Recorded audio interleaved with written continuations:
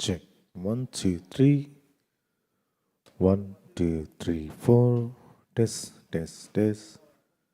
1, 1, 2, 2. Check, check. Check, check. 1, 2, 1, 2. 1, 2, 3, 4. Test, test. 1, 1, 1, 2. 1, 2, 3, 4. 1, 1, 2. 1, 2, 3, 4. Check, check, check. Check, check, check. 1, 2, 1, 2. 1, 2, 3. Check, check. Hey, hey, hey, hey. Test 1, 1, 2. 1, 2, 3. Check, check, check. 1, 2, 1, 2. Test, test, test.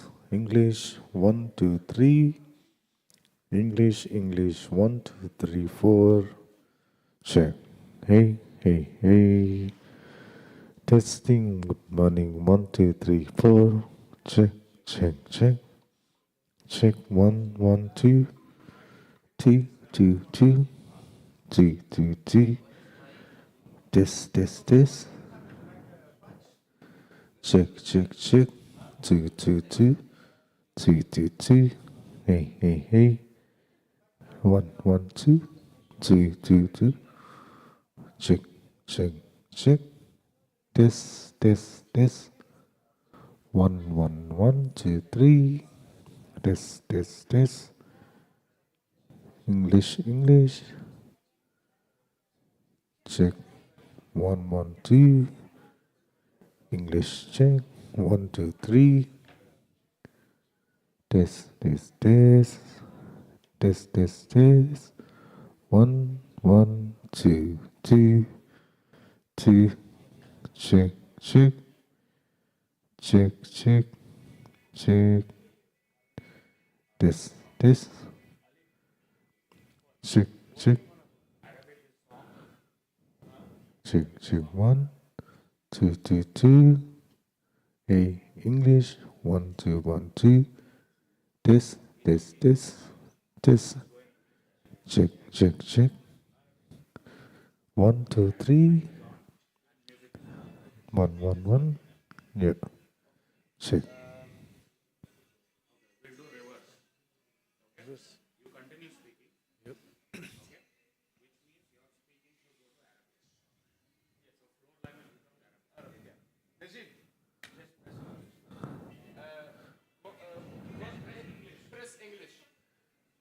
Check, check, check. 2, 2, 2. نعمل شيء؟ نعمل شيء؟ لا عملت انجليش عشان نشوف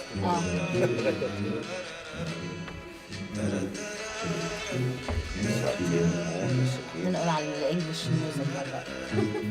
هسه محول مش على الشحوره هسه.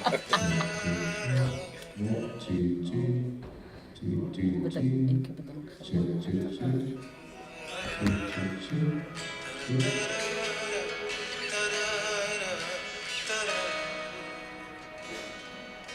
خلص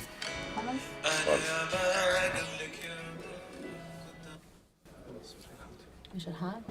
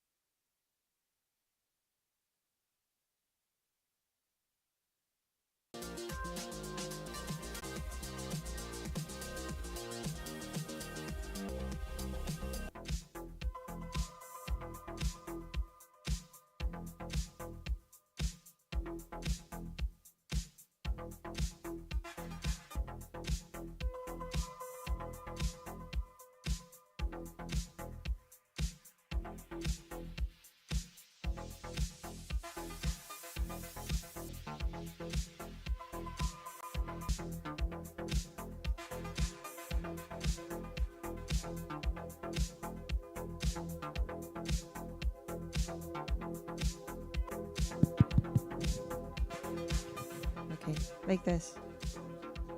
Okay.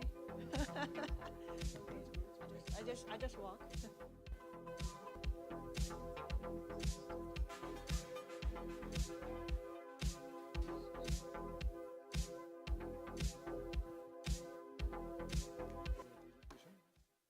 No, it's okay. Okay.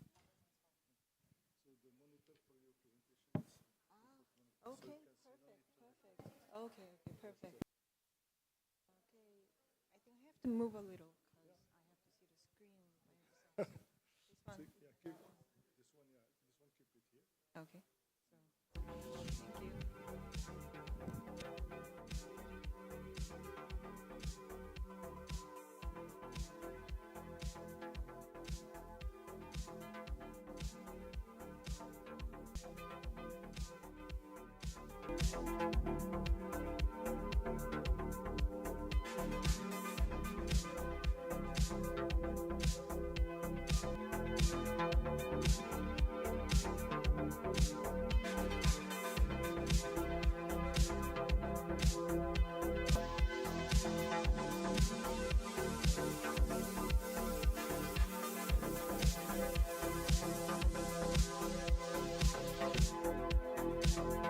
thank you.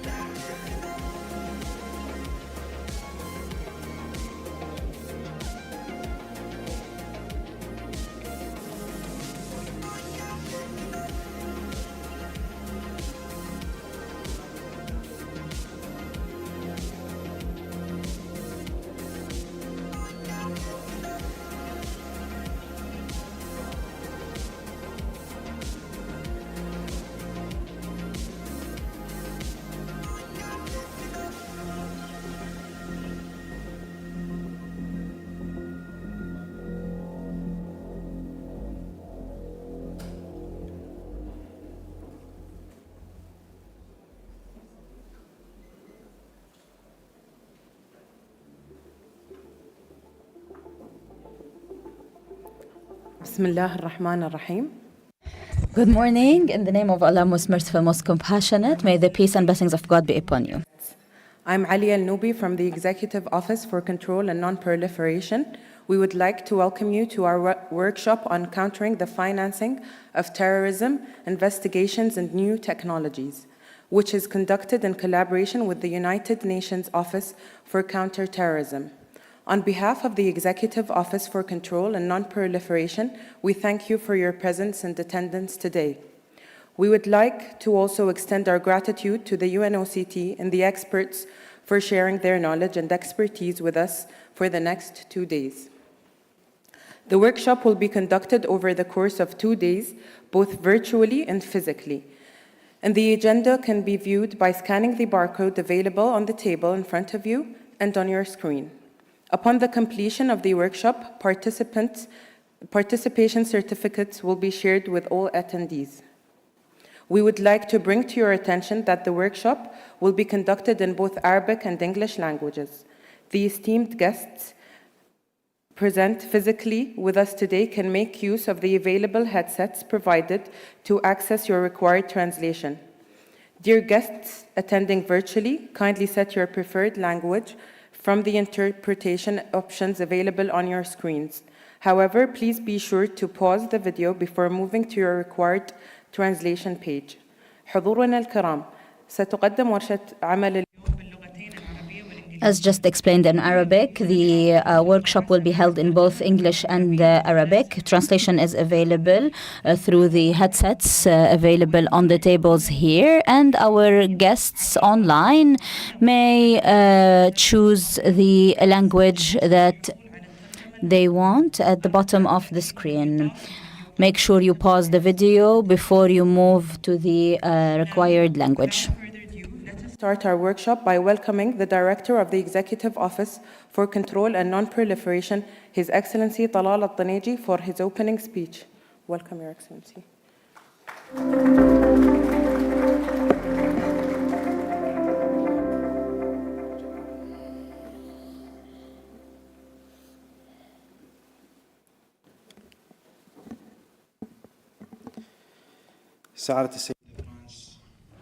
Excellency Miss France Lemeunier, head of the section on counter-terrorism financing at the United Nations. Excellency Hamid Zabi, Director General of the AML-CFT Executive Office. Excellencies, ladies and gentlemen, may the peace and blessings of God be upon you.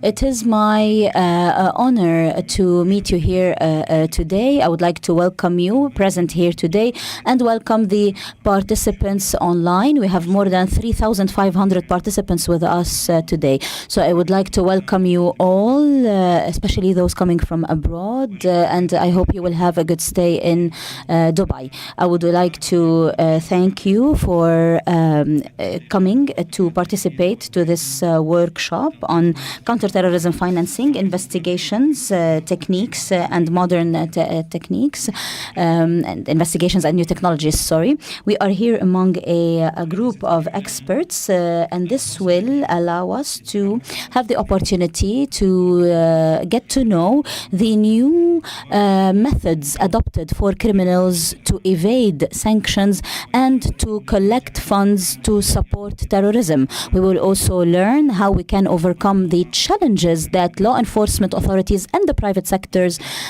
face in order to uncover or detect terrorism financing, especially the use of new technologies like virtual assets.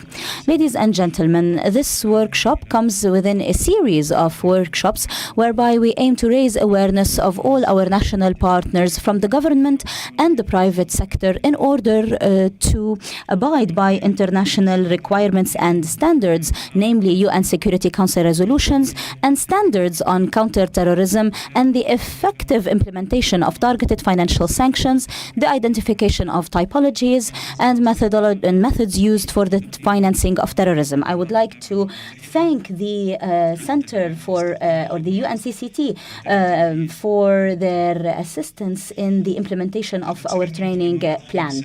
The United Arab Emirates aimed during the past few years to establish the necessary legal framework in order to implement international requirements in terms of counterterrorism financing and TFS, and that through the implementation of a national list that includes the names of individuals and organizations and entities, and sharing such lists with the private and public sectors in order to identify assets of terrorists and freeze such assets while notifying the competent authorities to guarantee the protection of our banking and finance sector from these illegitimate funds and from the financing of terrorism. In addition to that, we have issued a number of laws that are in line with the UN Security Council resolutions and the FATF standards, especially when it comes to recommendations 6 and 7. We can name here Federal Law number 20 of 2018 on combating money laundering and counterterrorism financing and the financing of illegitimate organizations. This law has set the necessary legal framework for the implementation of UN Security Council resolutions related to terrorism and terrorism financing. After this law, Cabinet Decision number 20 of 2019 was issued and then was later updated in 2020 with Cabinet Resolution number 74 on terrorism lists and the implementation of UN SCRs related to terrorism financing, proliferation and proliferation financing. This decision has established the role of the EOCN as a national entity in charge of the follow-up on the implementation of UN SCRs, in addition to identifying the roles of other entities in the immediate freezing of funds when they are related to listed individuals on the national list or on the UN sanctions list. From the more operational side, the EOCN has issued a number of guidance manuals to assist the government and private sector in the implementation of targeted financial sanctions, to identify red flags and typologies used by terrorism financiers to conceal their operations. The EOCN also aimed to build capacities and awareness and ensure that all entities are aware of the latest developments in terrorism financing and counterterrorism financing. This year only, we have trained more than 20,000 participants from both the private and the public sectors. Ladies and gentlemen, national cooperation is a main pillar today, and the sharing of financial intelligence is also a pillar in order to combat these crimes. Public-private partnership is also a solution to face these terrorist financiers. We would like to seize the opportunity of having you here today. Welcome once again to the UAE. May the peace and blessings of God be upon you.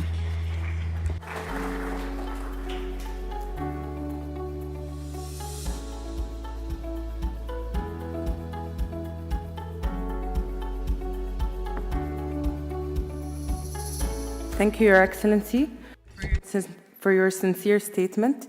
We would like to now welcome Ms. France Luminaire from the UNOCT for her opening statement. Welcome.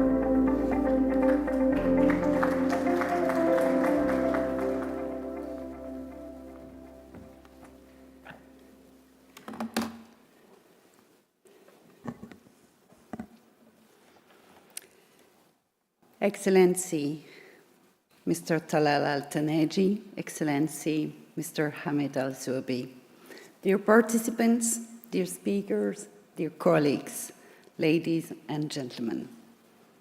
It is my distinct honor to welcome you to this joint workshop on countering the financing of terrorism, investigations, and new technologies, an event that is co-organized by the United Nations Office of Counterterrorism, its Counterterrorism Center, together with the United Arab Emirates.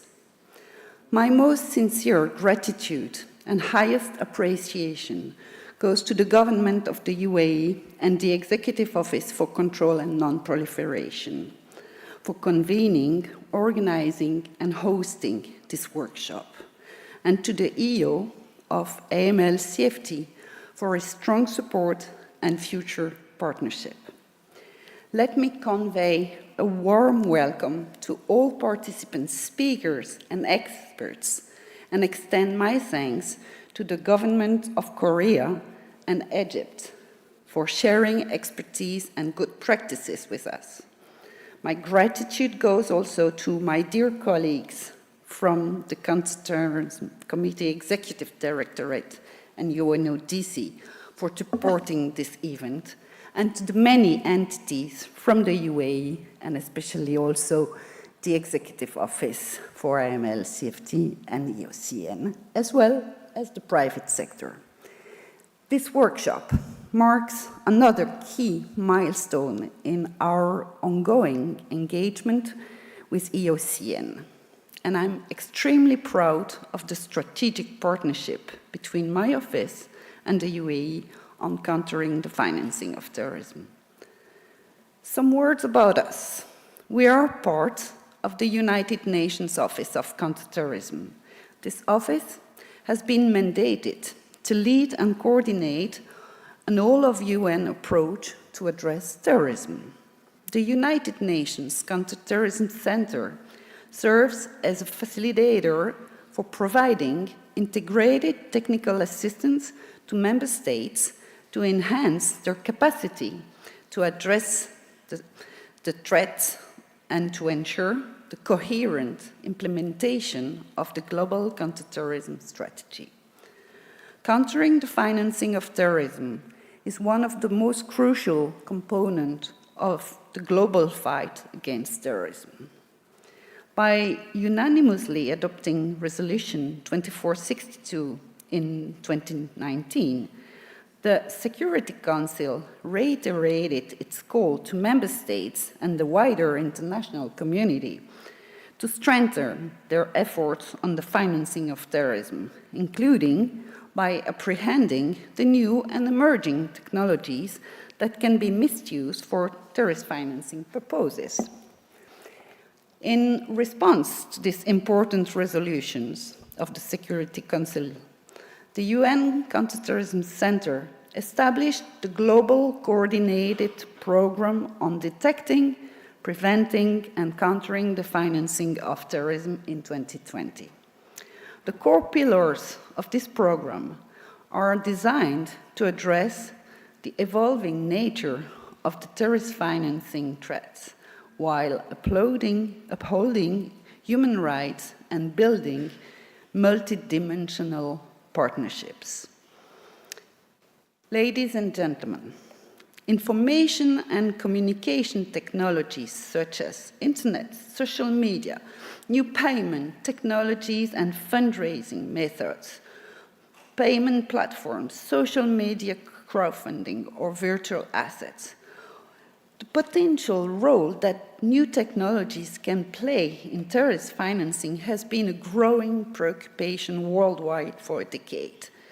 With their focus on speed, cost, and efficiency, new and emerging technologies not only have the potential to make life easier for ordinary people, but they can also create opportunities for criminals and for evading sanctions.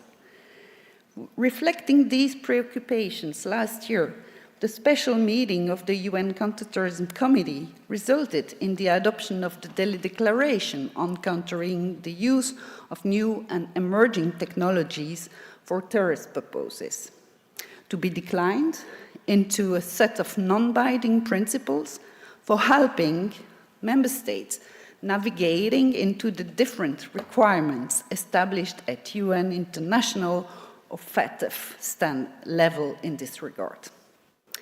It is key to note that the Delhi Declaration does also emphasize on the need to preserve global connectivity and the free and secure flow of information facilitating economic development, communication, participation, and access to information. Our workshop over the next 2 days is aimed at considering 4 main questions. First, what are the emerging vulnerabilities and threats of virtual assets and other new technologies from terrorist financing angle? Second, What are public and private sectors entities doing to address those vulnerabilities and threats? And how to enhance capacity to effectively detect and disrupt the abuse of new technologies for terrorist financing purposes? Third, how can technology support CFT efforts?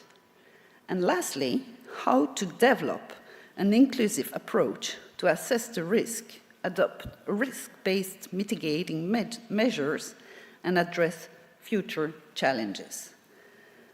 All presenters in this event have accumulated first-hand experience on countering the use of new technologies and cryptocurrencies. And it is my wish that we will all learn and build on that knowledge and share our respective expertise. And I want, in this regard, to comment on the many achievements made recently by the UAE in this regard, as well as praising the country's leading role in technological developments. Today's event represents a continuation of my office commitments to build human and technological capacity to close loopholes exploited by terrorists. It also marks a clear contribution to foster our efforts in addressing the evolving intersection between digital technologies and terrorism without prejudicing innovation and technological evolution for illicit purposes and with due consideration for human rights. We should be reminded that while we have achieved substantial progress in developing and implementing mechanisms to counter terrorist financing, our continuous efforts to adopt innovative solutions to address those evolving threats remains our priority. Ladies and gentlemen, only through active collaboration and targeted effort, we will be able to achieve concrete results. This event is another clear example of such commitments, and with these remarks, I wish you all a fruitful and engaging event, and I thank you so much.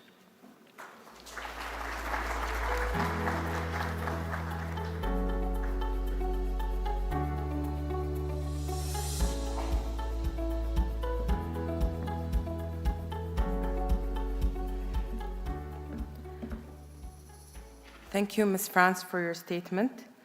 We would like to now welcome Ms. Nicole El-Khouri from UN Counterterrorism Committee, Executive Directorate, for her opening statement. Welcome.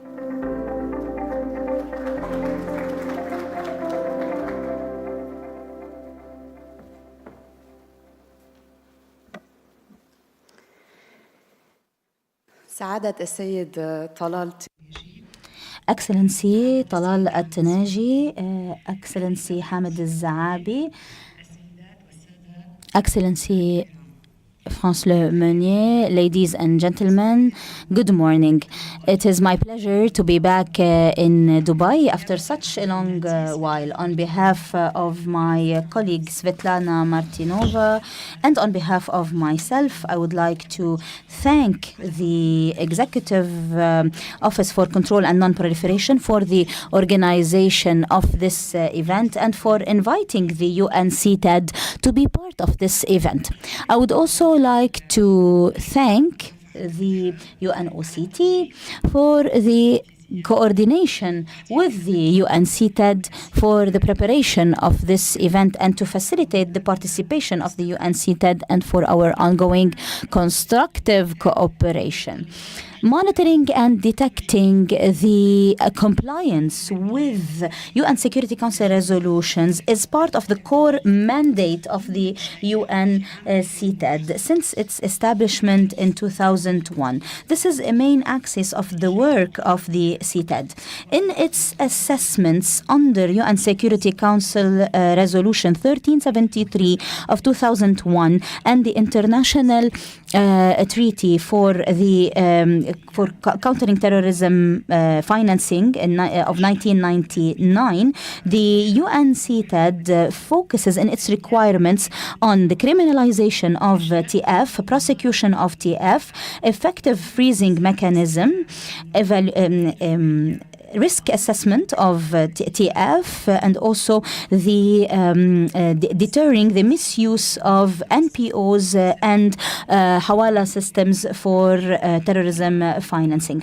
Since 2014, member countries were required to take measures to disrupt the terrorism financing activities related to foreign terrorist fighters. According to these decisions, member states must also detect and deter links between organized crime, transnational organized crime, and illicit activity and terrorism financing. In 2019, Resolution 2462 was issued by the Security Council, and it is the first decision that is exclusively specialized in combating terrorism financing, and it has established a number of sectors or high priority sectors related to terrorism financing. In addition to these main requirements of this resolution, including risk assessment of TF and integration of financial intelligence in efforts to combat terrorism and the effective use of national mechanisms for freezing, the CTAD was also mandated with supporting member states in their work related to the impact of terrorism, of combating terrorism on the reach of humanitarian aid. Also, in line with this decision or resolution, the CTAD gave greater importance to risks of terrorism financing related to new technologies, and that is the topic of our workshop today, including mobile payments, virtual assets, online payment systems, and crowdfunding platforms. In this regard, the CTAD works closely with the FATF and its international network.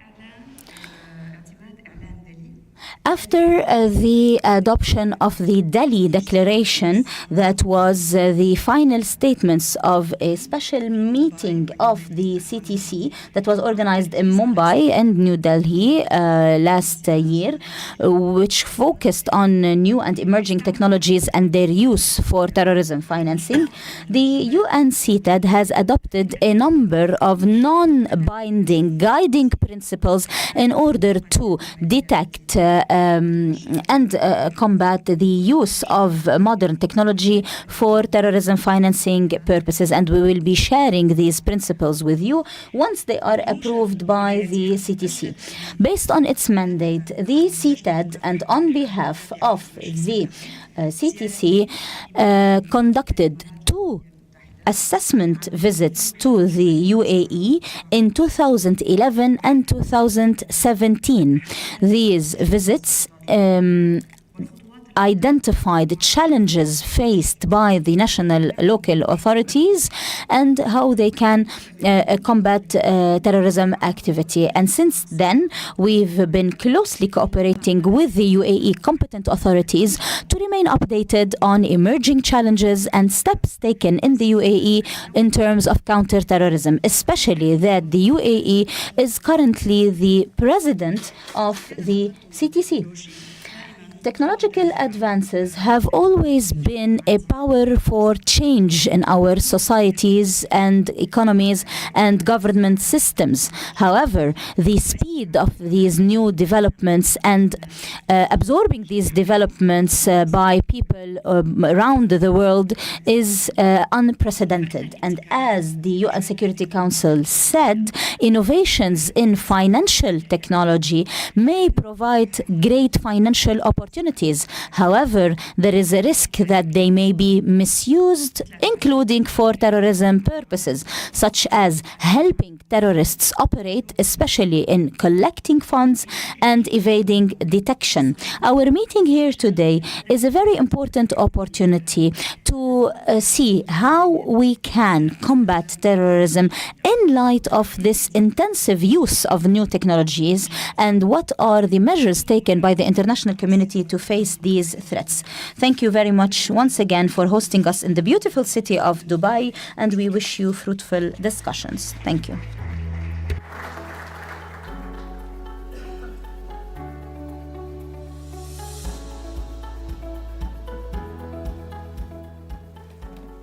Shukran, and Thank you very much, Ms. Nicole. Shop with our first session, TFPF, Red Flags, Typologies, and Virtual Assets Risk Assessment. The session will be presented by Mr. Hamad Al-Kaabi from the Executive Office for AML-CTF and Mr. Mohammed Darwish from the Executive Office for Control and Non-Proliferation. Mr. Hamad, we welcome you to the stage to start the session.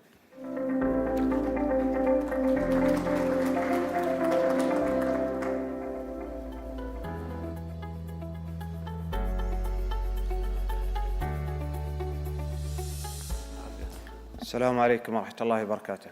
Assalamu alaikum. May the peace of Allah be upon you. An honor and pleasure to be one of the participants and presenter at your respected events today. My name is Hamad Al-Kaabi. I am Risk and Policies Specialist at the Executive Office of Anti-Money Laundering and Counter-Terrorism Financing. If you allow me today, I'd like to present our latest risk assessment regarding virtual assets and virtual asset service provider that was conducted back in 21, and I'll be gladly to walk you through it and through our AML-CFT framework updates regarding the virtual assets and virtual assets service provider. I'd like to start with our degree, amendment degree, number 20, 2018, which defines the virtual assets and the virtual asset service provider. If you allow me, I'd like to read it through. The virtual assets is a digital representation of the value that can be negotiated digitally or transferred, which can be used for the purpose of payment, investments, of other purposes, or specified in the implementation regulations of this degree by law. The virtual asset service provider, any natural or corporate person who carries on as a commercial business one or more of the activities of virtual assets defined by the implementation regulations of this degree by law, or the operation relating to them in favor or on behalf of nature or other corporate persons. The obligations on supervisions regarding FIs and DNFPPs as well, businesses and customers risk assessments, supervision and inspections, KYC and CCD, as well reporting suspicious transaction. Yes. So back in 21, the UAE has conducted its first virtual assets and virtual asset service provider risk assessment. The process was designed to produce the first comprehensive assessment of illicit finance risk posed to the UAE by virtual assets and virtual asset service providers. The objectives of this risk assessment was first to determine the scope of virtual asset service providers' operations in the country, gather information on the use of virtual assets in the country and illicit actors who may seek to use the jurisdiction, understand the UAE's legal and regulatory framework as it relates to virtual assets and virtual asset service provider, virtual assets to transfer or store the value through or in the UAE, assess the UAE illicit finance risk related to virtual assets and virtual asset service provider. We conducted the 21 virtual assets and virtual asset service provider for 14 weeks. We conducted 50 interviews, including 14 public sectors and 16 private institutions. We came up with 5 key findings. I'd like to start with our risk understanding, the effectiveness of the various law enforcement entities at our country with a role in combating money laundering and terrorism financing,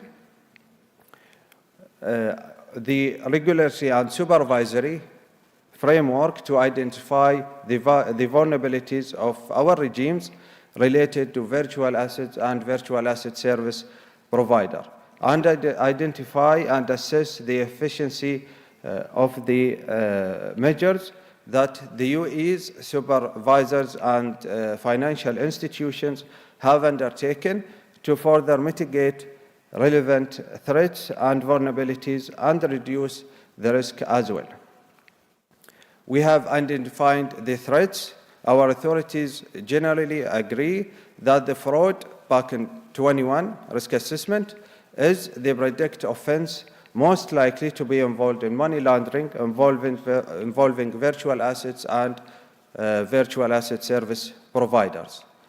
The virtual asset service providers in many jurisdictions are subjected to little or no regulatory oversight or ineffective regulatory oversight provides additional vulnerabilities that illicit financial actors can exploit.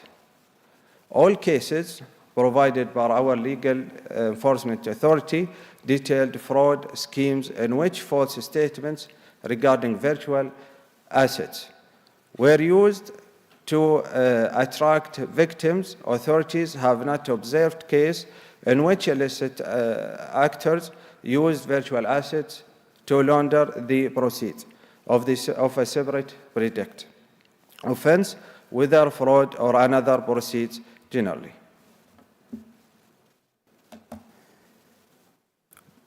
Back in 21 risk assessment, we came up with 5 major recommendations, starting with effectively and consistently identify investigations and prosecute and license virtual asset service provider activity throughout the country.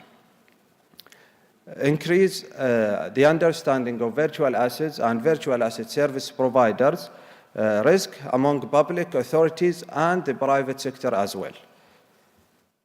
Establish an appropriate virtual asset service provider regulatory and licensing regime and clearly delineate regulatory rounders for virtual assets and virtual asset service provider, increase investigations and prosecutions of money laundering involving virtual assets, and lastly, improve the understanding of and response of the potential terrorism financing threats involving virtual assets and virtual asset service provider. Our next step, which we have already started working on, and our authorities, as I'll show you later on, have started in 5 of these steps. The first one, enhance the public sector training and private sector awareness. We have started doing that back in 21 until today. The last one we have conducted was a month ago. It was for all public authorities, and we make one day for private authorities as well. Continue domestic and international cooperation to tackle virtual assets risk. Our Executive Office of AML CFT has already started updating the virtual assets and virtual asset supervisory virtual assets and virtual assets providers risk assessment We have already started that, and we will be finalizing at the end of this year. The following 5 next steps, our respected 5 virtual assets and virtual asset service provider have already started working on it. The first one is passed or enacted registration regulations requiring VASPs to be registered, licensed, and apply AML CFT measures. Registered or licensed any VASP, any practice. As an example of that, VARA has already started with their grandfathering program, which was started a year ago, to register the unlicensed VASP. Conduct any supervisory inspections, including virtual assets service provider in the current inspection plan. Taken any enforcement action or other supervisory actions against virtual asset service provider, and finally passed or enacted the travel rule for virtual asset service provider. Thank you all.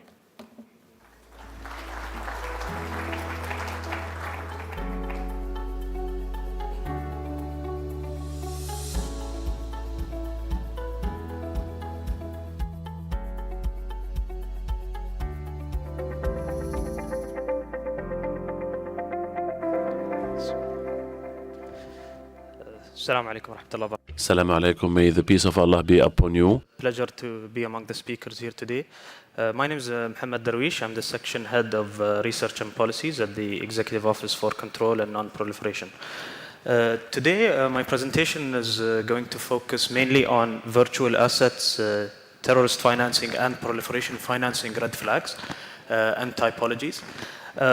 Although I would like to point out the title of our workshop today is Investigations and New Technologies, but what's interesting to note is that Bitcoin was actually created in 2009. So it's already been around 14 years since Bitcoin has been around, but what's new in Bitcoin and blockchain in general is that each year we're seeing a new trend, a new technology appear within the space. So to give you an example, about 3 or 4 years ago, we saw the decentralized finance trend really appear. Recently, we're seeing also other types of trends appear in the space, like the metaverse, the AI, the Telegram bots, and so on. So because this field is really emerging with new technologies, it's important to always keep an eye out on it. So let me just take the pointer.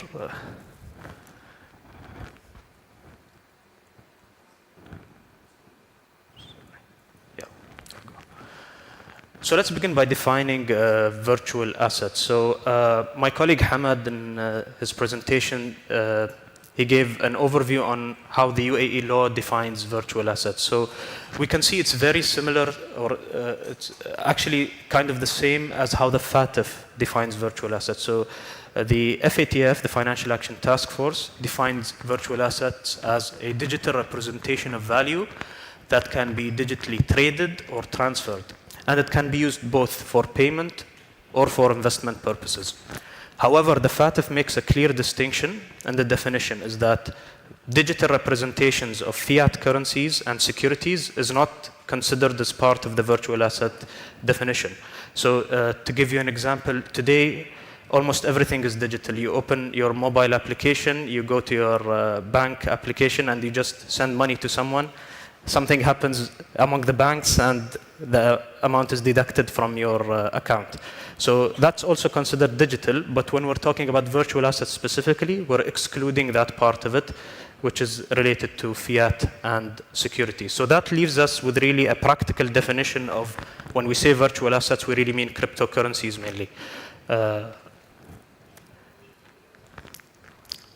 Now, we've explained what is meant by virtual assets. Now, what do we mean by virtual asset service provider? So the FATF has also recently updated its recommendations. In addition to financial institutions and designated non-financial businesses and professions, now virtual asset service providers are also required to implement the AML CTF recommendations that the FATF requires. So if your company is conducting any of these activities, it is essentially considered a virtual asset service provider. So what are those activities?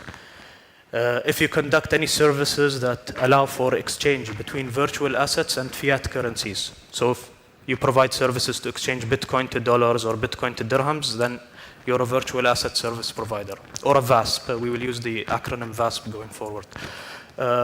If you allow exchange between one or more forms of virtual assets, so you're exchanging your Bitcoin to Ethereum or your Bitcoin to Ripple, that's also considered among the VASP services. If you allow transfer of virtual assets, so if you're an exchange and you allow someone to transfer their virtual assets to a private wallet or to another exchange, that's also among the VASP activities. Safekeeping and or administration of virtual assets. So if you're holding virtual assets on behalf of someone, which is sometimes referred to as custody as well, so that's also considered a VASP activity. And last but not least, participation in and provision of financial services related to an issuer's offer and or sale of a virtual asset. Here, maybe a lot of you have heard of the ICO craze, they call it. It happened back in 2017, where a lot of these virtual asset companies were issuing their tokens similar to how a company would issue their stocks, what's called an IPO. This is called an ICO, or initial coin offering. So if you participate in any of those services, you are also considered a VASP. I would argue here that another service that may fall within this is providing cryptocurrency or Bitcoin exchange traded funds, ETFs. So this has been a trend recently where a lot of companies have been trying to get approvals to manage those Bitcoin ETFs. BlackRock has recently filed one with the US SEC. So I would actually argue that also those kind of services may fall under the VASP definition.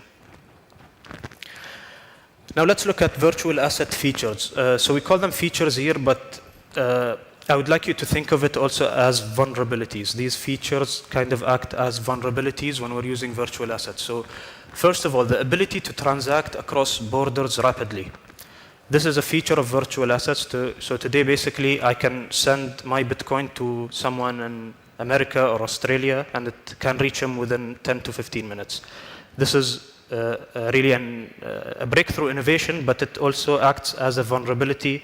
When I talk about vulnerability, I mean in terms of AML, CTF, and how it can be misused there. Potential for greater anonymity. So when we talk about anonymity, again, in 2009, when Bitcoin was created, it was created by a guy who's known as Satoshi Nakamoto, and till now we don't know who this guy is. So even the owner or the creator of Bitcoin is anonymous. And there are services that actually provide, we'll talk about it more in the next slides, but what's called as mixers or tumblers. What they basically do is they combine transactions from the originators, multiple originators, they pool them together, and then they send it to the recipient. So essentially you don't know which transaction from the originator went to which recipient in essence. So this is the anonymity part that we're talking about, and is really a vulnerability and a risk. Potential for decentralization and fragmentation of near instant global services. So again, I mentioned in the beginning the decentralized finance trend that appeared 4 years ago. So normally when you want to take a loan, you can go to a bank, the bank gives you a loan, the bank does its KYC CDD. But with decentralized finance, the idea is you can borrow from anyone on the internet using these services, and anyone can lend to you. So this is really what we mean when we say potential for decentralization. So previously, borrowing, lending was only done through the bank. Now it can be done person to person using these DeFi services, which again poses a risk. Uneven application of AML CTF measures. So because a lot of countries deal with this space differently, some have banned cryptocurrencies, some have started to regulate it, so that always poses for arbitrage opportunities. Last but not least is non-face-to-face activities. So basically, for those of you who have opened or tried to open an account with a cryptocurrency exchange, there is no brick and mortar store that you can go to actually open that account. Everything is done online, so there is no face-to-face interaction. And you may have gone through what I call the mugshot, which is where you hold a paper, you write the date and your name, and you have one of your friends take a picture of you, and then you send it to the exchange in order to get your KYC CDD approved. Although these are very welcome and very good KYC CDD measures, but again, the non-face-to-face nature of these transactions always increases the level of risk and vulnerability. So now we've explained virtual assets, VASPs, and their features. We will go on to talk more about the red flags, specifically in terms of TF and PF. I would like to first focus on a guideline that the Executive Office for Control and Non-Proliferation has recently issued in September. This is a more general guideline that has TF and PF red flags, some of which are related to virtual assets. So the purpose of this guideline was to consolidate all the TF and PF red flags into one document. And I would like to note here as a disclaimer, this guideline contains a consolidated list, but not a comprehensive list. So what that means is that there are always new red flags that are emerging, and we update this document as and when required. So within the PF red flags, we've actually classified it into customer profile, account and transactions, maritime sector, and trade finance. We will go through these. So the first red flag is with regards to proliferation financing is if a transaction involves an entity or person in a foreign country of proliferation concern. Usually PF transactions involve possible shell companies, so elements of shell companies are normally, for example, if they are registered in an address that is normally not, when you go check on that address, you would normally find that it's in a high residential building or in a place where a lot of these shell companies register.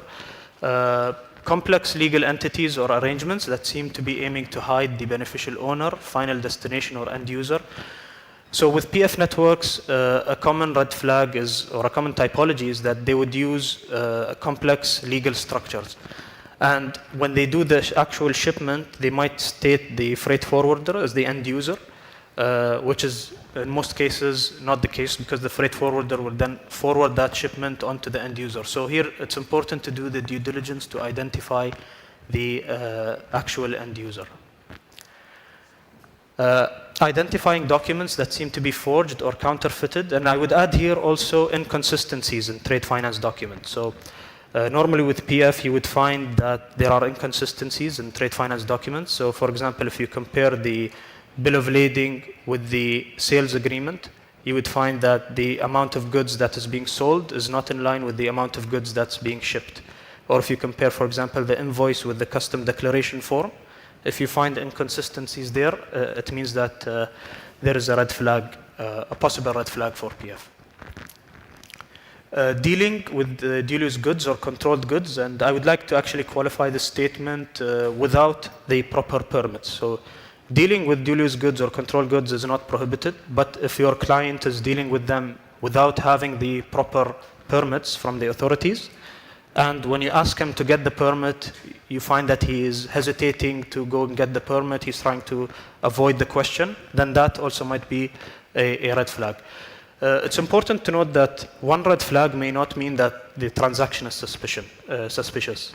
But depending on the case and the context of the case, you may find that the presence of multiple red flags may be a reason for you to actually raise a suspicious transaction or activity report to the Financial Intelligence Unit.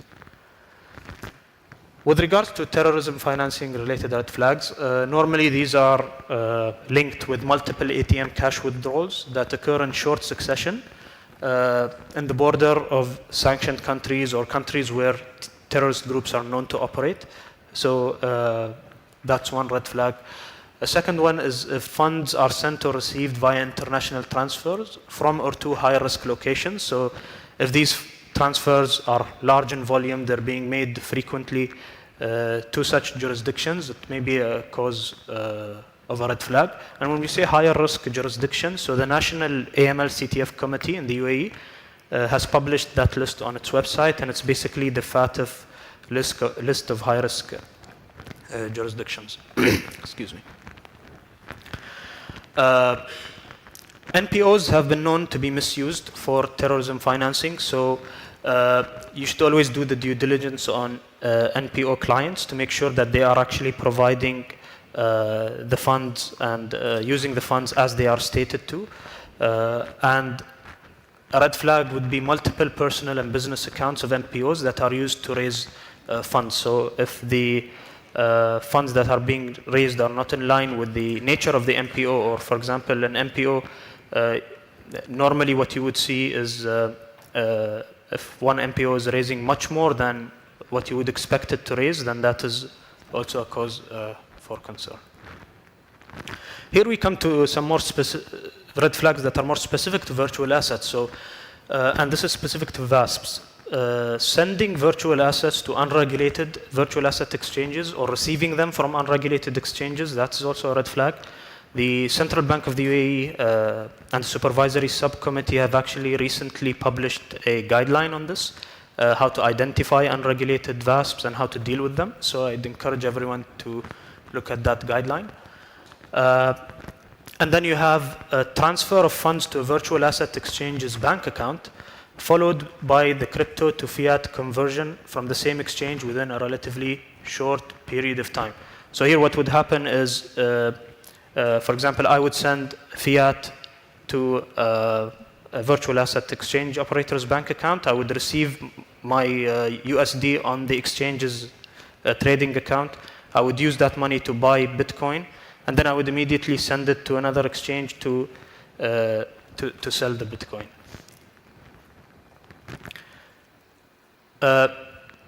Now that I've talked about the guideline that was issued by the EOCN, I would like to move to talk more specifically about red flags that are related to virtual asset and virtual asset service providers. So the FATF has issued a virtual assets red flags indicator guideline in September 2020, and it classified the red flags into 7 categories. One is related to anonymity, geographical risks, transaction patterns, transaction size, the sender's or recipient's profile, and the sources of funds or wealth. So in relation to anonymity, there are multiple red flags related to anonymity, and the most obvious ones, I would like to avoid reading through the list. You can read it, but I'd like to summarize what's mentioned on this list is that, as I mentioned in the beginning, the use of mixing and tumbling services to hide the recipient or originator of the transaction. So we mentioned that these services, what they do is they would pool a bunch of transactions together in order to avoid identifying the which transaction is going to which recipient. So this, as you can see, is number 3. Another red flag is a large number of seemingly unrelated VA wallets that are controlled from the same IP address. This may indicate the use of shell wallets registered to different users. So in this case, a group or a network may be colluding together in order to raise funds. So what they would do is they would set up multiple VA wallets. But a red flag would be if they use the same IP address, that would give a red flag indicator. And especially if they've set up the wallets during the same time frame, that would also give a red flag. When we talk about geographical risks, this again comes back to when we said dealing with unregulated VASPs. It also links back to VASPs that operate in jurisdictions with weak AML or CTF laws. So there are multiple jurisdictions that have not yet enacted laws regarding VASP, especially when it comes to AML CDD requirements. So if you as a VASP are receiving funds from other VASP that are located in such jurisdictions, it's not meant to say that this in itself is suspicious, but this is one of the red flags. If it is supplemented by other red flags, it may add to the suspicion. Another red flag is that the customer's funds originated from or are sent to an exchange that is not registered in the jurisdiction where the customer is located. So if I open a VASP account in the UAE and I send it to an exchange that's operating outside the UAE, then it may be a red flag, because if there are VASP operators in the UAE and I can use them to trade or buy or sell, if there is no logical business reason for me to send those VASPs abroad, then that would be a red flag indicator. So it's always a matter of using judgment and combining these red flags with other red flag indicators. So we move on to transaction patterns related red flags. So the FATF guideline has split these into two. So transaction patterns concerning new users and concerning all users or already existing users. So with relation to new users, conducting a large initial deposit to open a new relationship with a VASP while the amount is funded is inconsistent with the customer profile. So since VASPs are now required to do the CDD KYC, if they see that a new customer has recently opened an account and he's, I don't know, deposited 100 million dirham suddenly into that account, obviously they will ask what is the source of this wealth.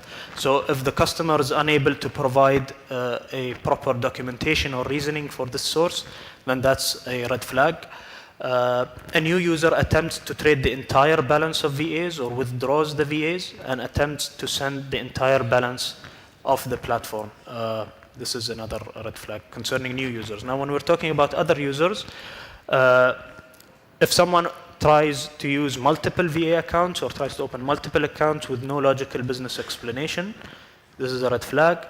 And incoming transactions from many unrelated wallets in relatively small amounts and accumulation of funds with subsequent transfer to another wallet or full exchange for fiat currencies. So in this case, a person would be receiving multiple transactions during a limited time frame from multiple wallets, and he would then send them to another wallet. It could be a private wallet, it could be another exchange, in order to exchange it for fiat.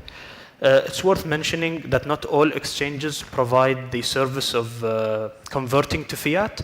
So also that needs to be taken into consideration, especially depending on which jurisdiction the customer is involved in. So if a customer opens an account in a VASP that provides the service to convert to fiat, that VASP needs to be mindful of such accounts where an account is opened, a large amount is deposited, and then converted into fiat without any prior activity taking place in the account.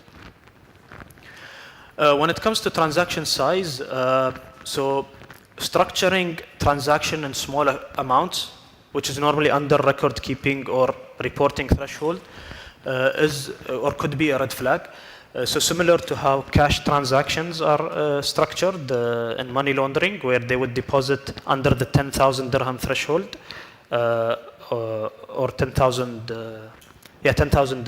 dirham threshold.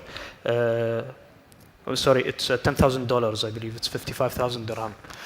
So similar in VA transactions, if someone is funding the account slowly with small amounts in order to avoid the alert of suddenly depositing a large amount, that could be a red flag. Making multiple high-value transactions. So if these high-value transactions are made in short succession, in a staggered and regular pattern, or to a newly created or previously inactive account, that's also a red flag related to VASP. When we're talking about senders or recipient profiles, the guideline that the FATF published has broken it down into 4 key parts. The first one is irregularities observed during account creation. So creating separate accounts under different names to circumvent restrictions on trading or withdrawal limits. So normally, virtual asset service providers would have a withdrawal limit. So if someone is creating accounts in multiple VASPs within the same jurisdiction, in order to bypass that withdrawal limit, so if I have 200,000 a month from VASP A and 200,000 in VASP B, I would create multiple accounts in all of these VASPs to withdraw 400,000. However, my actual limit per VASP is 200,000. So this is an irregularity that may indicate a red flag. Irregularities observed during the CDD process. This we will see actually in one of the case studies that we will present, which is basically incomplete or insufficient KYC information provided by the customer, or more importantly, when a customer declines requests for KYC documents, or when you require proof of source of funds. In relation to profile, if a customer is known via publicly available information to law enforcement due to previous criminal association, that's obviously a red flag. Last but not least, a customer purchases large amounts of VAs that is not substantiated by any available wealth or consistent with his historic financial profile. This may be an indication of potential money mule or a scam artist that has scammed victims, and he's received a big amount of inflow of VASPs through that scam operation. He would then purchase large amounts of VAs using those amounts, but this is not consistent with his historic financial profile, so that would indicate that he's probably acting as a money mule or a scam victim.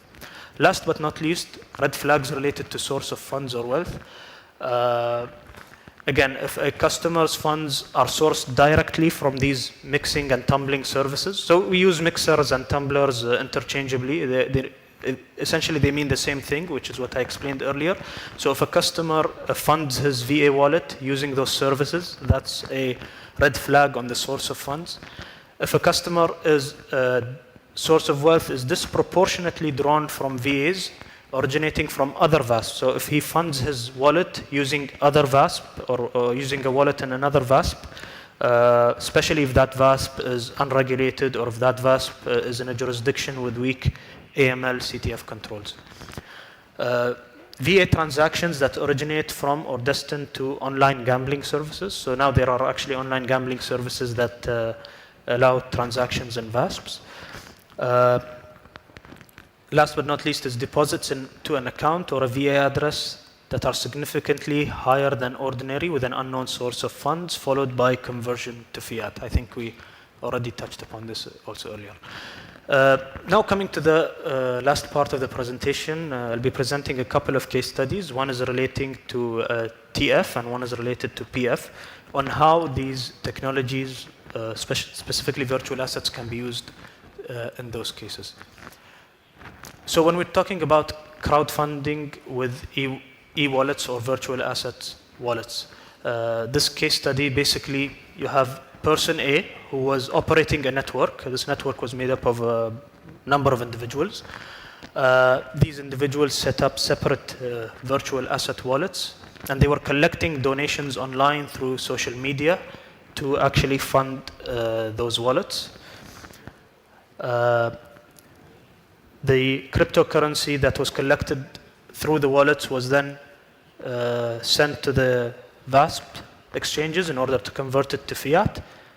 Here we tried to simplify it, showing that it was sent to one VASP, but it could be actually sent to multiple VASPs in order to make the case more complex and non-traceable.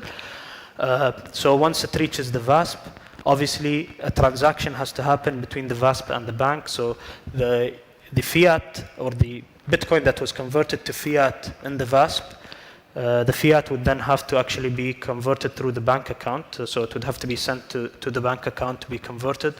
And what would happen then is, in this particular case, they were withdrawing. Again, it could be multiple banks and multiple VAs to make the case more complex. They would actually use cash couriers to withdraw the fiat money from the bank accounts, and they would send that money back to person A. Person A would send the money to a terrorist group. So this is one typology on how VASPs or virtual assets can be used to fund terrorism financing. Here, what I would like to point out is the obligation of the banks and the VASPs to actually do their due diligence to identify the red flags that we talked about in the presentation. In relation to proliferation financing, I would like to point out this case study. It involves both proliferation financing and an aspect of money laundering as well. So this involves this case involves the Lazarus Group. So this group is known through multiple international reports and news articles It's known to support North Korea's nuclear program through conducting virtual asset hacks. So they've conducted a hack on South Korean exchange previously. So in this particular case, they basically conducted the hack on crypto wallets worth $100 million, or $100 million worth of crypto assets were stolen. They then used these two gentlemen who are acting as a front for the Lazarus group, and they were actually helping the group to launder these funds. So the money was then sent to these two individuals. These two individuals opened account with multiple VASPs in order to convert the virtual assets into fiat. And they were actually using stolen or fake IDs in order to register with those VASPs. Now, the key thing I would like to point out in this case study is that one of the exchanges, known as VCE3, this exchange actually requested from these two gentlemen to conduct a video call to actually, as an additional due diligence measure, in order to identify, because they had suspected one of the ID documents, so they requested a video call from these two gentlemen to identify whether they were actually who they were saying they were, because they had stolen IDs. But they refused to do the video call. Regardless of that, the exchange went ahead and accepted the funds. So this was a shortfall in compliance on the part of the exchange. And in that way, the actual funds were laundered. But again, to tie this back to PF, because as I said, it contains both PF and money laundering, the tie would be here the Lazarus Group, which is known for supporting DPRK's proliferation activities. And they generally pose a higher risk in the virtual asset sector when it comes to PF. So the last slide, some recommendations for the private sector, especially VASPs, is to update the screening systems with latest red flags and indicators, and to always be aware of those red flags. Implement effective employee training programs to the different lines of defense. So when we say different lines of defense, normally we know that compliance, people working in compliance are well versed in these rules and regulations and red flags, but we also want to extend that training to the frontline personnel, people who are actually dealing with the customer, the relationship managers, the people who are actually opening the accounts for the clients. So they also need to be aware of these red flags. Last but not least is to report promptly any suspicious activities and transactions to the FIU when there is a reasonable ground for suspicion, whether it was due to suspicion on AML, TF, or PF. Thank you all for listening. Assalamu alaikum.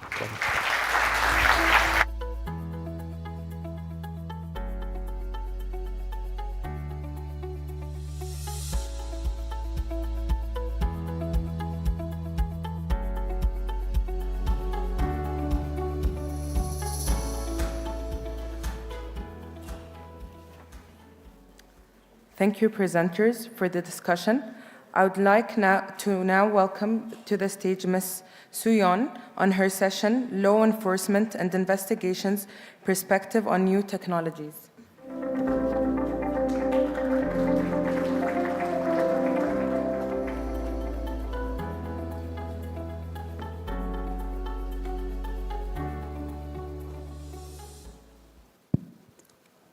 Okay. Good morning, ladies and gentlemen. My name is Soyeon Jung from Korean National Police Agency in South Korea.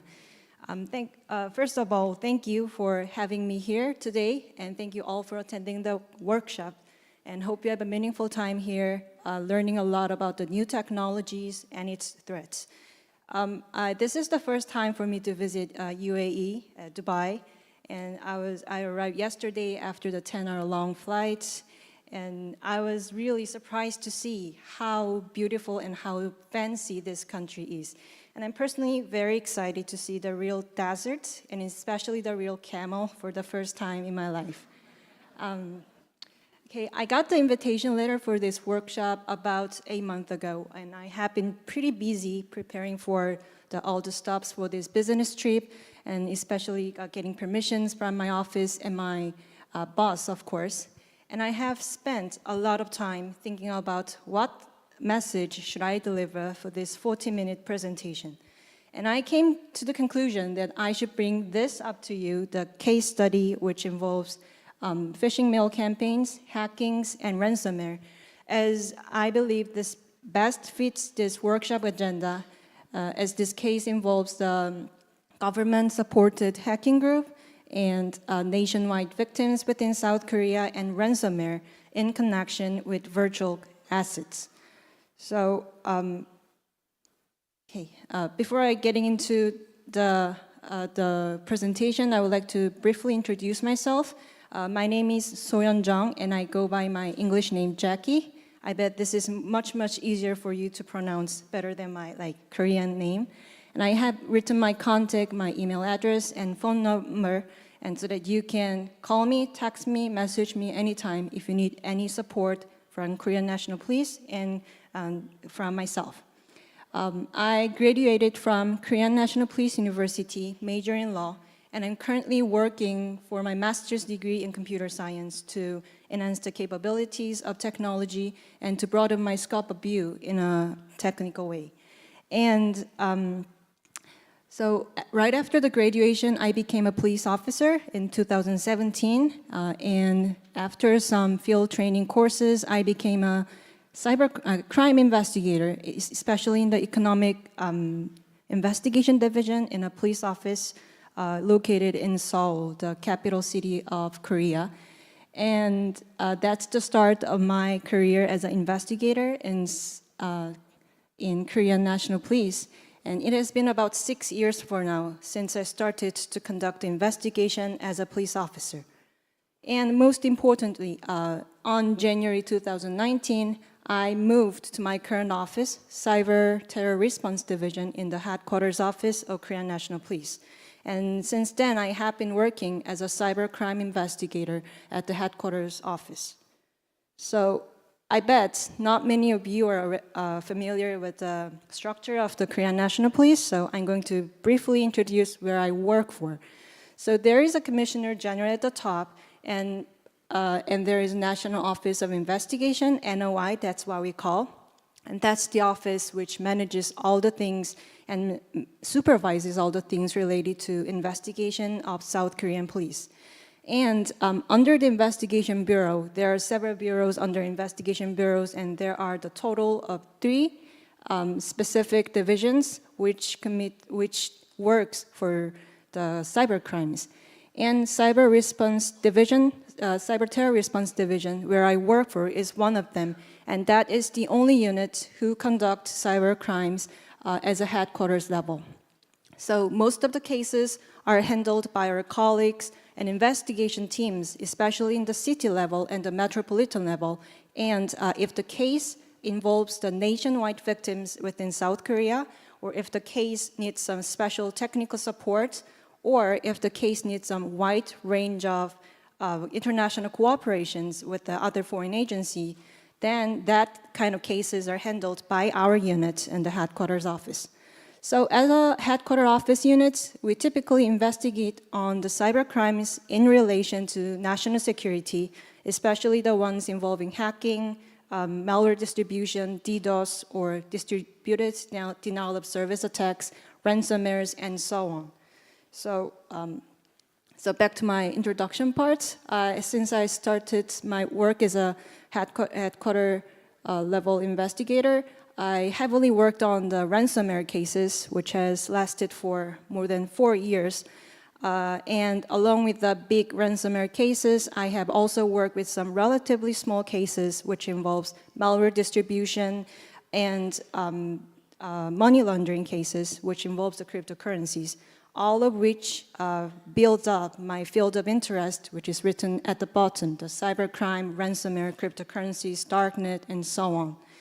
And currently, me and my colleagues are working for the hacking cases, which is committed by the government-supported hacking group called Kim Soo-ki of North Korea, or DPRK, the Democratic People's Republic of Korea. The Kim Soo-ki is the hacking group, the government-supported hacking group, along with the Lazarus group that just the previous presenter Mohamed Darwish just mentioned, and this group has currently discovered the relationship between their hacking campaigns and virtual assets. So today I'm going to introduce the investigative details that we have found so far on this DPRK hacking case. And these are the topics that I'm going to present, especially with the two main subtopics. One is phishing mail campaign, and one is ransomware campaign. So let me start the case overview. So I have written some summary in sentences, and I make some bold text, which involves the very important vocabularies, including 892 experts, 49 victims, and ransomware Frogo. But I guess this is somewhat complicated, so I'll just go over to the next overview picture. So this is a great overview that gives you a summary of the whole investigation case. And I'm going to explain one by one, starting from the fake emails. So all of this campaign, all of this investigation starts from those fake emails. Korean National Police has found that the North Korean hackers have sent hundreds of millions of fake emails to the Korean individuals. And especially we have found that at least 892 individuals within South Korea have received the fake emails from North Korean hackers. And those 892 individuals are not the ones that has been randomly selected individuals, but they are carefully chosen, carefully targeted individuals, all of who have some expertise and backgrounds on diplomacy, reunification, national security, and national defense. So, we have compiled lots of fake emails that has been sent by the DPRK hackers, and I brought one of them. So, before getting into the details, the mail itself is written in a very concise, very correct Korean sentences, and in a very polite manner. So as a Korean person who speaks Korean as a mother tongue language, I cannot find any awkward expressions or wrong sentences which make this fake email more suspicious. So I made an English translation version of this email so that you can see what's going on and how the hackers lures you to click on the link below. So the mail sender is introducing himself to be the news reporter of the Korean media company. And the mail reads that regarding the ROK US Summit Conference, which will be held in Korea 21st of next month, the president-elect stated that he expects the meeting to be blah, blah, blah.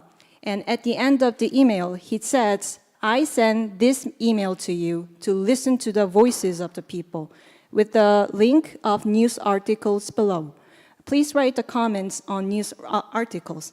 And the email is followed by the link, which really seems to be the link for the news article that has been just mentioned on the email. However, that is the link for the phishing page, which has been also created by the North Korean hacker. So if you click on the link, maybe expecting some news articles to pop up, you, the visitors or the victims, are redirected to this phishing page. This phishing page, you may not aware of this page, but this is mimicking the very popular Korean portal sites, which we call Naver.com. Like Naver.com is like a Google for South Korean people. So we usually use the Naver portal for our daily searches or daily email uses and so on. So this site is sophisticatedly mimicking those Naver portal sites, and it asks you, the visitors, to type in ID and password for further authentication. So if you type in your ID and password and click on the Submit button, where you can find the green rectangle button at the bottom, then all the strings, all the credentials you just type in, ID and password informations, are delivered to the hackers, which makes your account victimized or hacked by the North Korean hackers. So I just give you an example of one type of email which is attached with a phishing page URL. And we have found another type of email which is directly attached with the executable malware files, or more in a plain text, the malware files or the virus. So in this email again, the mail sender is introducing himself to be the secretary officer of the member of the National Assembly of South Korea.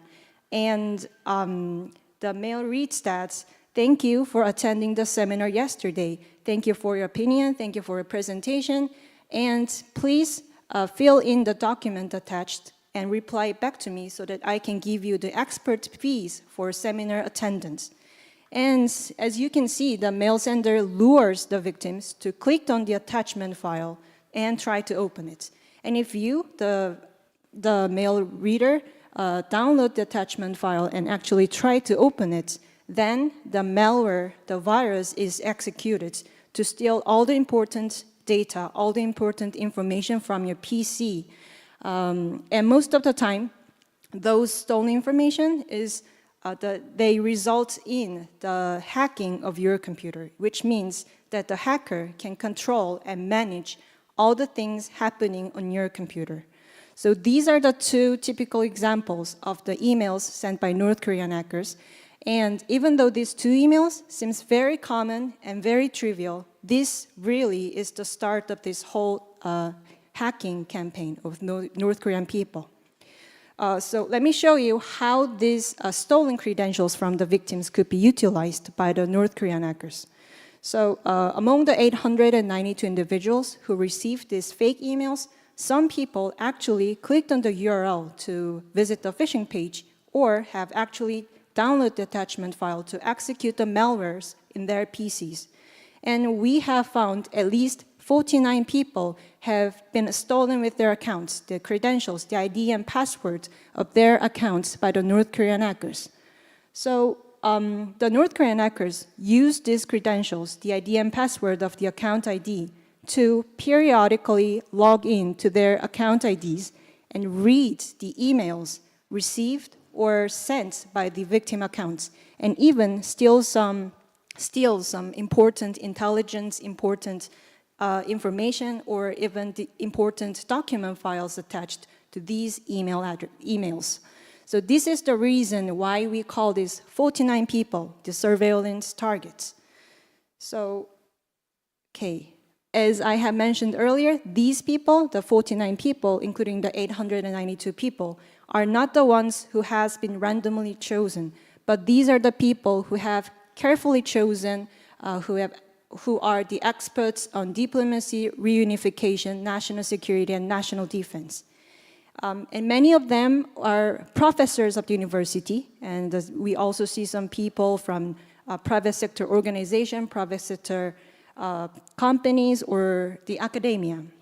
And maybe they might have targeted these people because these people might be a great source to get some important intelligence of South Korea, or like, for example, the geopolitical events in South Korea, or the foreign policy strategies of South Korea, and so on. So these stolen information has been used by the DPRK hacker to acquire some important intelligence, but at the same time, those information has been used to create another sophisticated email contents for the further fake emails. So let's assume that a hacker has acquired the credentials of the account, which is owned by the professor of the university, and he, through the periodical surveillance on that account, he came to know the fact that the professor has been working on a seminar which has been held maybe 2 days ago. Then there comes another chance for the hacker to send the upcoming emails for the seminar, maybe sending the mail to the maybe 200 and 300 participants of the seminar who attended the seminar 2 days ago, asking for them to click on the attachment file and fill it to receive the expert fees for the presentation. That we just had seen on phase 1, the fake email parts. And also along with the information gathering and surveillance, some of these accounts were even used by the DPRK hackers to send another fake emails to their acquaintances or the people with similar backgrounds. And that means if your account has been stolen by the DPRK hacker by accidentally clicking on the phishing page URL or accidentally clicking on the malware attached, then your account can be utilized by the DPRK hacker, again, as their weapon to target your friends, your families, your companies, or your acquaintances, only to make them victimized again. And this really sounds like a scary scenario. So after the investigation on those fake emails and its victims, we, Korean National Police, proceed our investigation on the infrastructures used by the DPRK hackers. And the infrastructures used here includes the email addresses, which was used by them to send the fake emails, and some domains like blahblah.com, blahblah.net domains, which was used to operate the phishing pages by the DPRK hackers. And especially we focused on the servers, and so far we have found about 326 compromised server, hacked server worldwide. And we focused on the examination of the server, especially the ones that has been located in South Korea within our jurisdiction that we can cover. And the examination of these servers reveals the fact that some of these servers has been used by the hackers to directly send the fake emails or directly to access the victim accounts or victim PCs. But there are some other servers which were used by them as a hop server. And this means that the hacker made an intrusion onto the server, make it a compromised server, and use it again to make another hacking or make another intrusion into the other compromised servers, resulting in the expansion of their infrastructures on and on and on. And there is a word called multiple tier network infrastructures, which means the DPRK hackers access the victim server using several hop servers. And the main reason behind this is, of course, to hide themselves behind the scene so that the investigators like me cannot follow them easily. So, for example, if we find a fake email that has been sent by the hacker, then we are able to find the IP address which is used to send the fake emails. And if we find the IP addresses, we can find the servers that is allocated with those IP addresses. And then we came to see that the server is compromised by the DPRK hackers. And if we continue our examination on the server to find the external IP address that has been used to access this compromised server from remote distance, then we are only able to find another compromised server. And those compromised servers are most of the time distributed all around the world. And this makes our investigation even more complicated and even more difficult. And most importantly, we found some ransomware infections on some of these servers as represented in the number 19 at the bottom. And this is the most important findings from our investigation. So we have seen the total of 19 servers which were infected with ransomware, and especially the ransomware named Frogo ransomware during the time period of March 2021 to September 2022. And all of the victims were coerced to make a payment for the decryption of their servers. So ransomware, as it is getting more and more popular these days, some of the people here may already know what the ransomware is. And maybe there might be some people who even have a previous experience with ransomware infections, unfortunately. But I'm going to briefly introduce what the ransomware is. So the ransomware is a malware. It is a combination of the two English words, the ransom and software. It is a malware that encrypts all the essential data in your system, in your PCs, and it means you cannot access your document file, you cannot access the the pictures, you can access the videos stored on your computer system. And after encrypting all the essential data in your system, then you're asked to make a payment for decryption of the data or to have your PCs back. And this is called a ransom payment. And these ransom payments are not are not made with the fiat currencies like US dollars, Korean won, not dirham that is used in UAE. But most of the time, they are the victims are required to make a payment in cryptocurrencies, the virtual assets, which include the Bitcoins, Ethereum, Ripple, and Monero, and so on. So, and the picture that you can see right now is called a ransom note. And this is the text file that has been found, that can be found in every ransomware-infected PCs. And that includes the message from the hacker. And it has a great description, great detailed descriptions on how to make a ransom payment to have your PCs back. And this specific picture is from our investigation, the ransomware campaign committed by the DPRK hacker. And here, the DPRK hacker is kindly explaining to the victims by saying that to receive the decryptor, you should send the person ID. The person ID is written over at the top. Send this person ID to this email address, blah, blah, blah.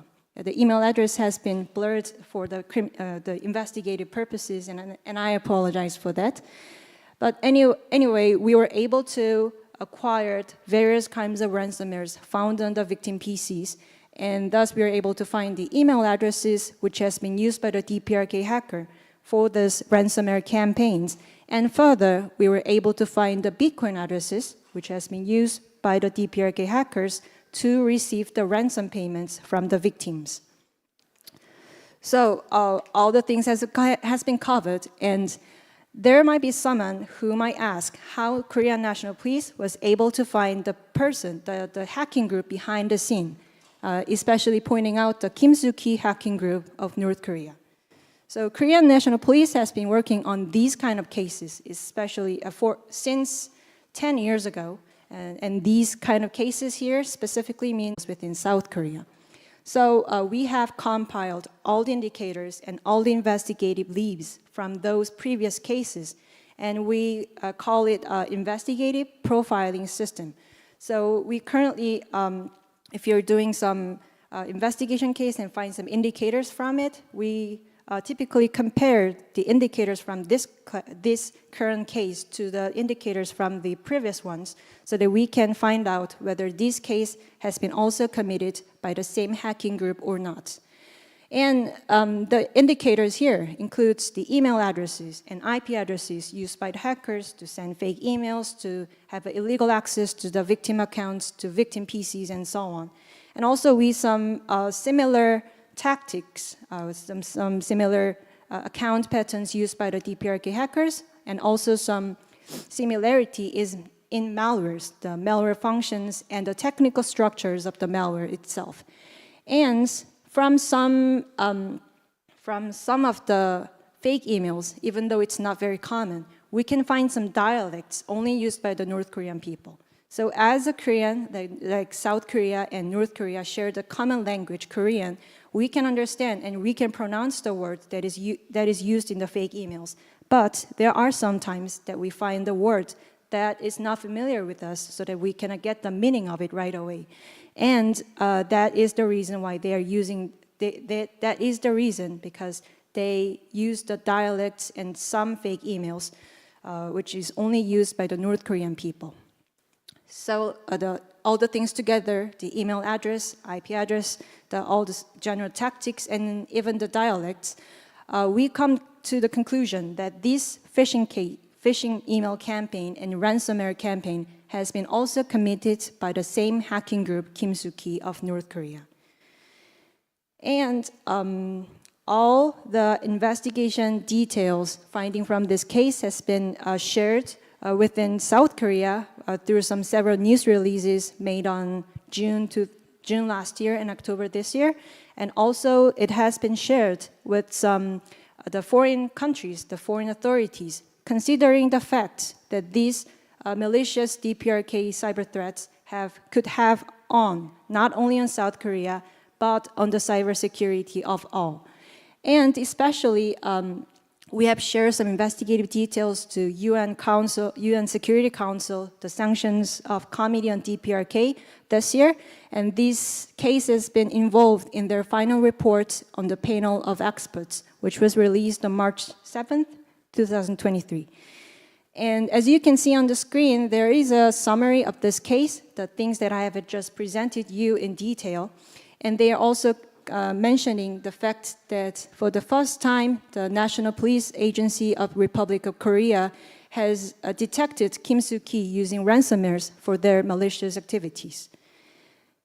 Okay, and along with so South Korea has been also expanding cooperation with United States to confront a range of DPRK cyber threats through ROK US Working Group meeting since August last year. And we are trying to share some important details about those cyber threats through the periodical offline meeting between the two countries. And the collaborative efforts of the two governments has led to the release of Joint Cybersecurity Advisory on June 2023 with the title, North Korea Using Social Engineering to Enable Hacking Think Tanks, Academia, and Media. And the main goal of this Joint Cybersecurity Advisory is to raise awareness of these malicious cyber activities of DPRK, and by providing some detailed information on how Kim Soo-ki Group operates, and also by sharing some general mitigations to the entities worldwide to better protect against their malicious activities. And the mitigation measures that has been mentioned on this cybersecurity advisory includes the following, but not limited to: the use of robust passwords and multi-factor authentication to better protect your accounts, and install the antivirus tools to computer so that you can protect your PC from hacking. And do not open documents shared via email unless the source is verified. And when in doubt, consult the organization's official website for correct contact information.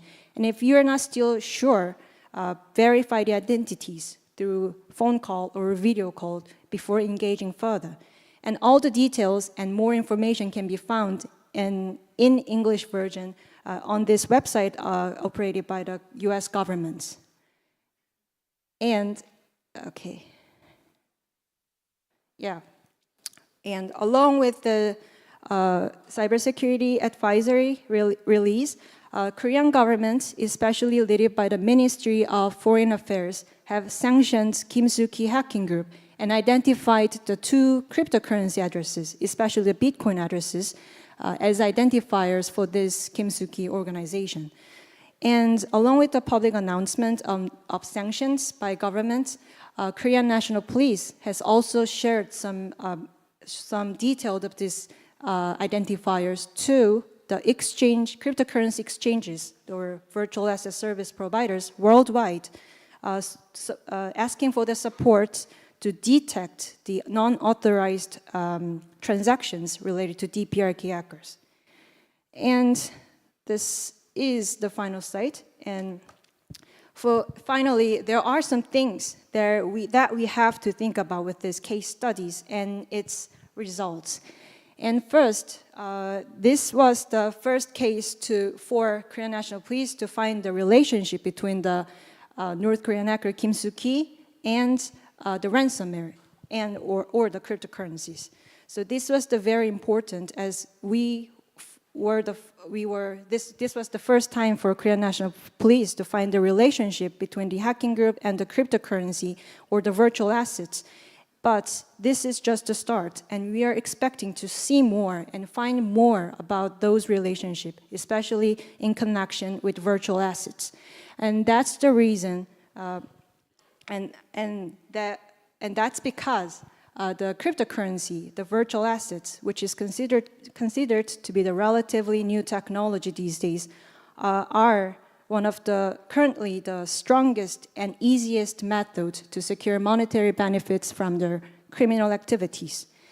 And secondly, although this specific investigation with this case number has been leaded to the end, thus I was able to share some investigative details in public like here, this never means that their campaign is over, and their phishing mail campaign and even the ransomware campaigns are ongoing activities. And that is the reason why we should concentrate on how they operate, how they're attacking us. And that is the reason why we should be prepared enough to protect ourselves from their consistent cyber threats. And finally, it is not enough to emphasize the fact that not only South Korea is the victim of DPRK hackers, but all the countries all around the world could be a potential victim. And also, the DPRK actors are not only the ones who commit these kind of campaigns, but there can be other groups who can easily hop in with the similar tactics. And this is because, as all of you may already know, cyberspace is a world without borders, and all the infrastructures, including IP addresses, domains, servers, does exist anywhere on our Earth connected to each other. So no one can be safe from their consistent and sophisticated activities. And here comes the clear conclusion that we should cooperate all together to secure the cyberspace now we live in and to fight against their malicious cyber threats. This is all I have for today, and thank you for your attention.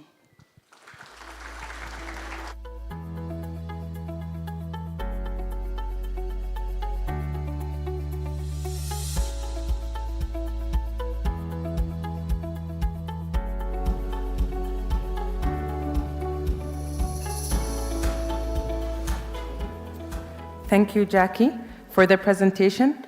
We will now have a short coffee break and will commence in 20 minutes. So we will ask all audiences to please be available after 20 minutes. Please note there will be a group photo on the stage. You're all welcome.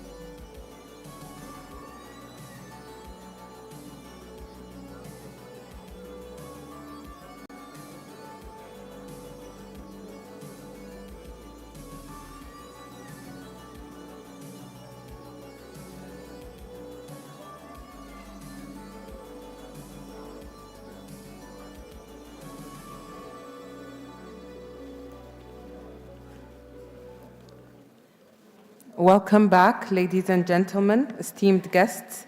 I hope you enjoyed your coffee break. I would like to now welcome to the stage Ms. Nicole El-Khouri on her session, Key Challenges in Addressing Threats and Opportunities Related to New Payment Technologies in the Context of Countering the Financing of Terrorism.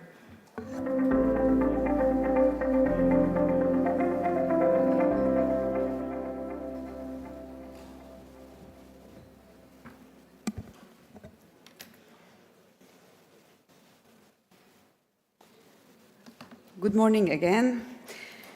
If I had known the stage will allow me to finish my 10,000 steps Fitbit, I wouldn't have drafted my presentation, but so I would stand put for the presentation.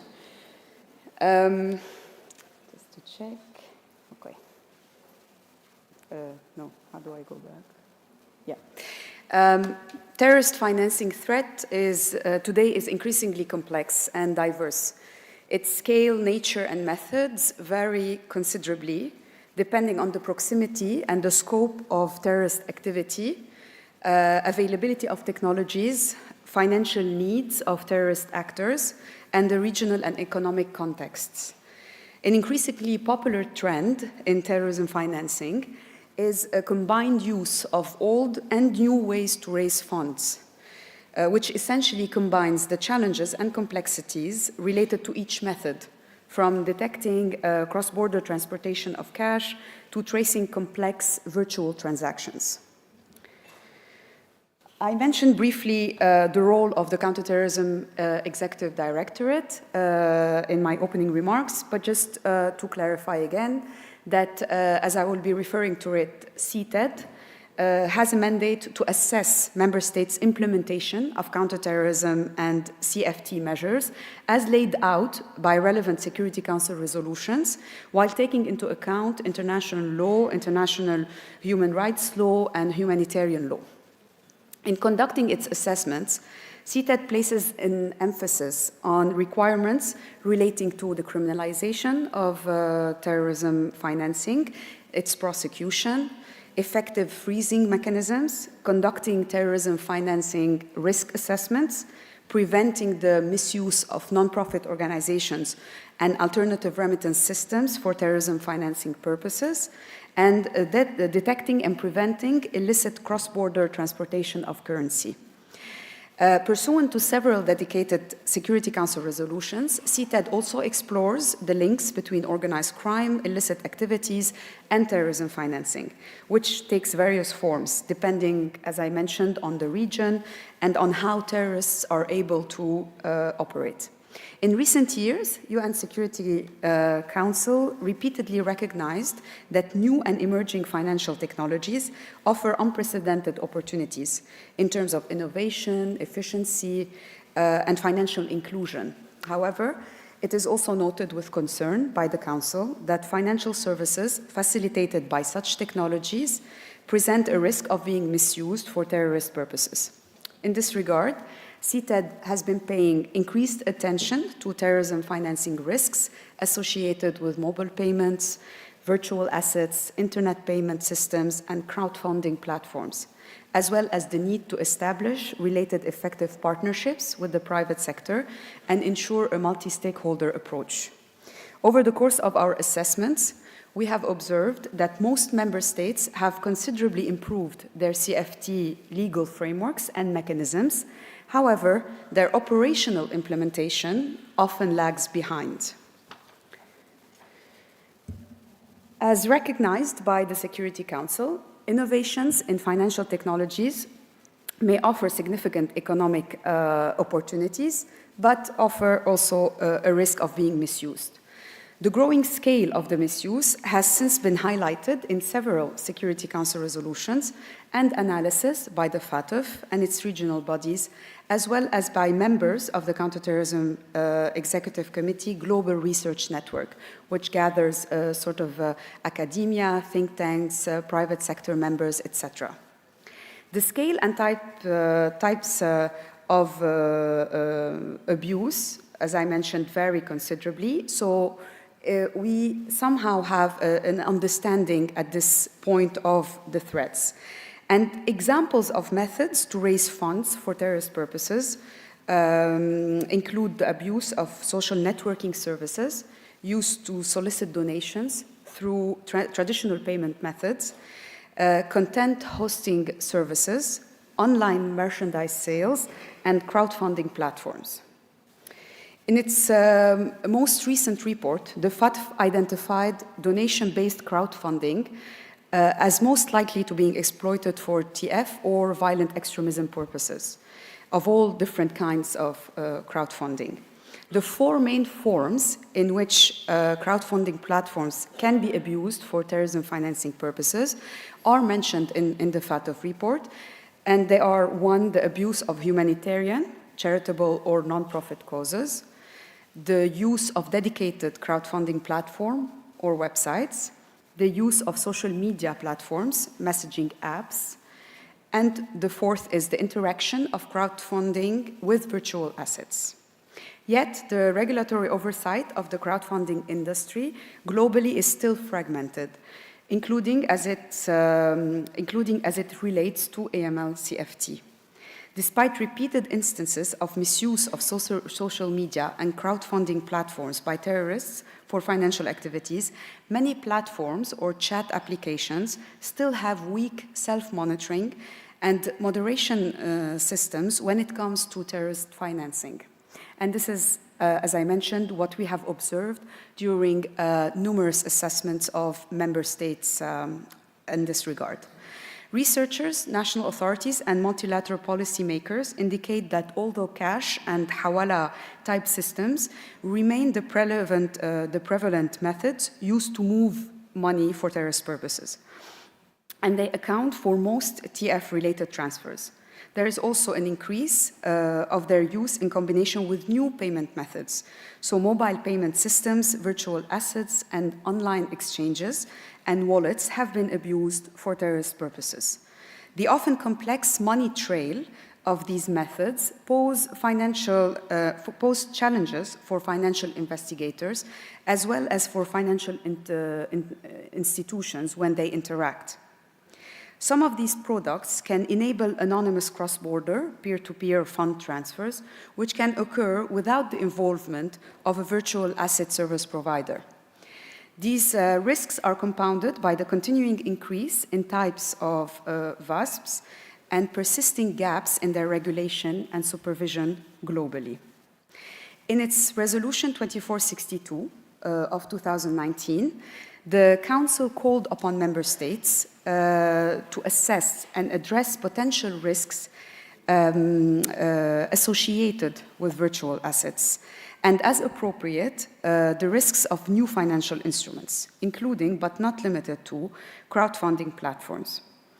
The Council also called in this resolution for a full use of new and emerging technologies to bolster financial inclusion and to contribute to the effective implementation of AML-CFT measures.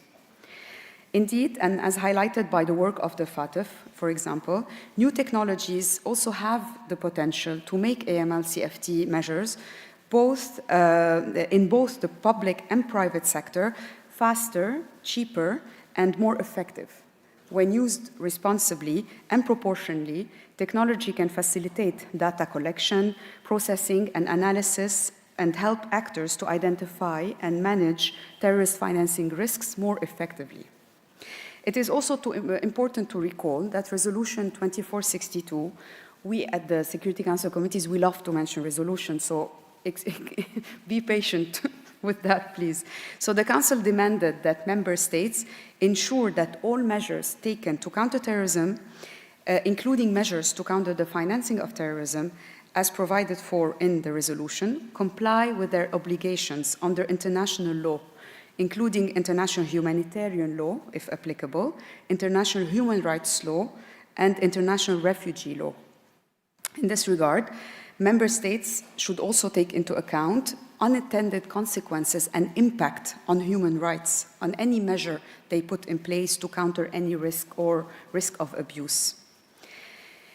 Also in Resolution 2462, the Council urged Member States to implement the comprehensive international standards embodied in the 40 recommendations of FATF. Specifically, and as relevant to our meeting today, Recommendation 15 on new technologies. The recommendation basically indicates that countries and financial institutions should identify and assess the money laundering and terrorist financing risks that may arise in relation to two aspects. One, the development of new products and new business practices, including new delivery mechanisms. And second, the use of new and developing technologies for both new and pre-existing products. To manage and mitigate the risks emerging from virtual assets, countries should take steps to ensure that VASPs are regulated for AML-CFT purposes and licensed and registered and subject to effective systems for monitoring and ensuring compliance with the relevant measures called for in the FATF recommendations. However, the FATF analysis of jurisdictions revealed that jurisdictions are making limited progress in implementing the requirements on virtual assets and VASPs.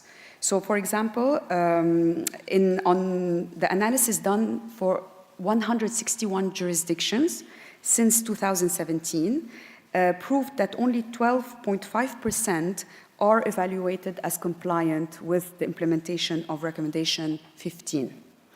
Considering the speed at which new and emerging financial technologies are advancing, allowing for real-time cross-border movement of funds before the global regulatory system has applied controls and reporting requirements to the entities involved, member states should develop measures to identify and assess and counter the associated threats. There is a need to run after the development before criminals figure out a way to use it. So there is a need to increase the exchange of information and practices in this area by relevant authorities. Through our assessments, we have observed that in many countries, authorities struggle to keep pace with the new technologies and evolving trends, particularly in terrorism financing, and also including the abuse of emerging technologies. Successfully tracking cyber financial flows does require technological capacities, both in terms of trained human resources and the necessary hardware and software, which often we've noticed lags behind.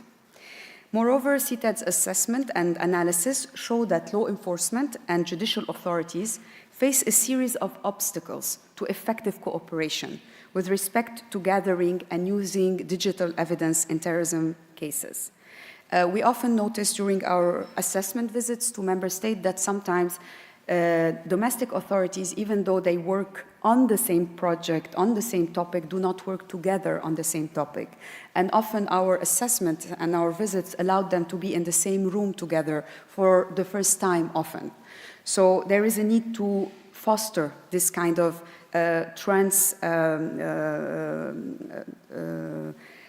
judicial authorities, law enforcement to sit together and work together on a specific matter.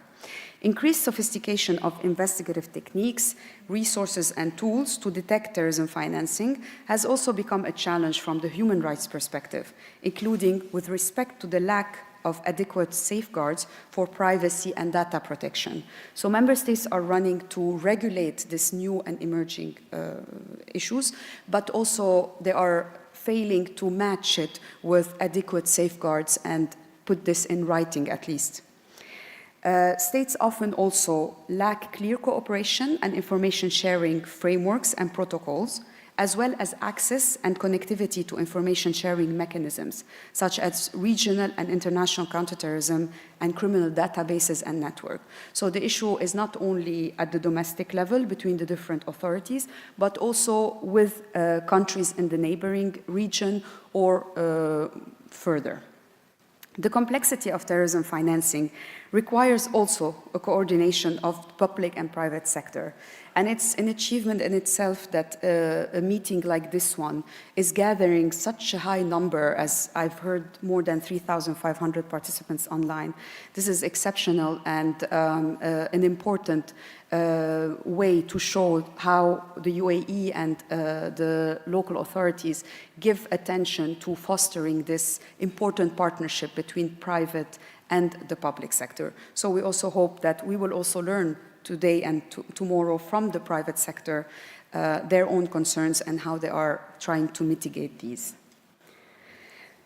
Zooming in on the gaps that we've identified, particularly in addressing terrorism financing related to emerging technologies, the Executive Directorate has observed in addressing this matter that new and emerging payment and fundraising technologies remain alarmingly slow. The regulation of these remain alarmingly slow, despite consistent calls for action from the Security Council and from FATF.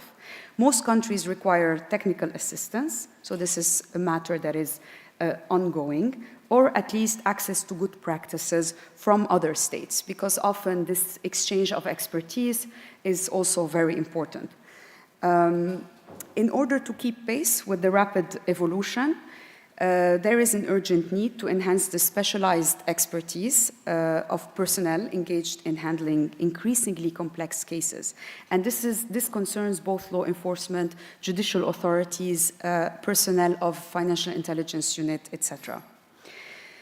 The key obstacles to the detection, investigation, and prosecution of cases that we've assessed through our country assessments is, for example, and involve the misuse of social media and encrypted messaging platforms, and relate to particularly the sheer volume of social media services, user accounts, and social media usage. You know better than me that we're talking about millions and millions of such accounts and platforms. There's also the difficulty for member states to trace and identify the individuals involved who often hide behind these accounts or names. The complexity involved in the analysis of digital forensic evidence. So, as I mentioned earlier, it's also a matter of hardware, software, natural capacity building of individuals, but also having the appropriate tools. And finally, the transnational nature of procedures for obtaining evidence, which, as you know, it's not a matter only of a domestic issue, but there's a need with often to connect with member states that usually do not cooperate properly with each other or do not have proper channels to obtain information. Authorities in several states acknowledge their capacity gaps in following the complex money trail posed by blockchain, cryptocurrencies, and crowdfunding. There is a persistent need to address fundraising loopholes, such as the super chat facility, or brands advertising and monetizing alongside terrorist content. So you often realize that third parties have no clue sometimes the implications of their branding or what they're trying to put on social media, and that they need to be made aware of the risks involved. Now, as means to mitigate these challenges that I've mentioned we've observed with member states, the committee often recommends to member states the following. First, an understanding of the exact nature and scope of the threat remains critical for developing appropriate measures, and we cannot stress on this enough. The ways in which new technologies are abused by terrorist actors can vary considerably, and over-focusing on risks related to certain types of new products or services while overlooking more traditional and commonly used ones can be just as inefficient and unhelpful as not keeping pace with the evolution of the relevant technologies. So restrictive responses that are based on assumed risks of terrorism financing are often unnecessary and disproportionate to the advantages of new financial technologies, including their potential to address financial inclusion and risk violating international law, including human rights law. The UAE, on that point, the UAE, for example, its national strategy for AML CFT has 12 objectives.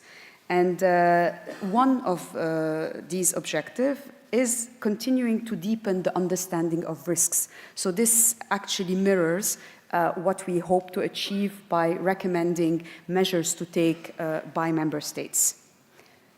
Second, as a recommendation for member states to be on top of this matter, states need to continuously review and readapt, where applicable, their existing regulatory framework to ensure that they are relevant, targeted, and effective to address vulnerability that come with emerging financial technologies.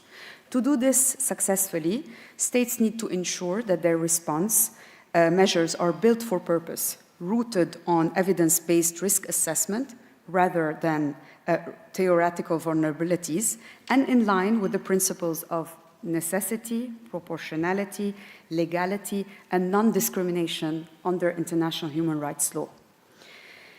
They should also be balanced against the potential for new financial technologies to ensure financial inclusion as a key enabler of various sustainable development goals, as well as for innovation, innovating payments, and the means to transact them safely in crisis situations.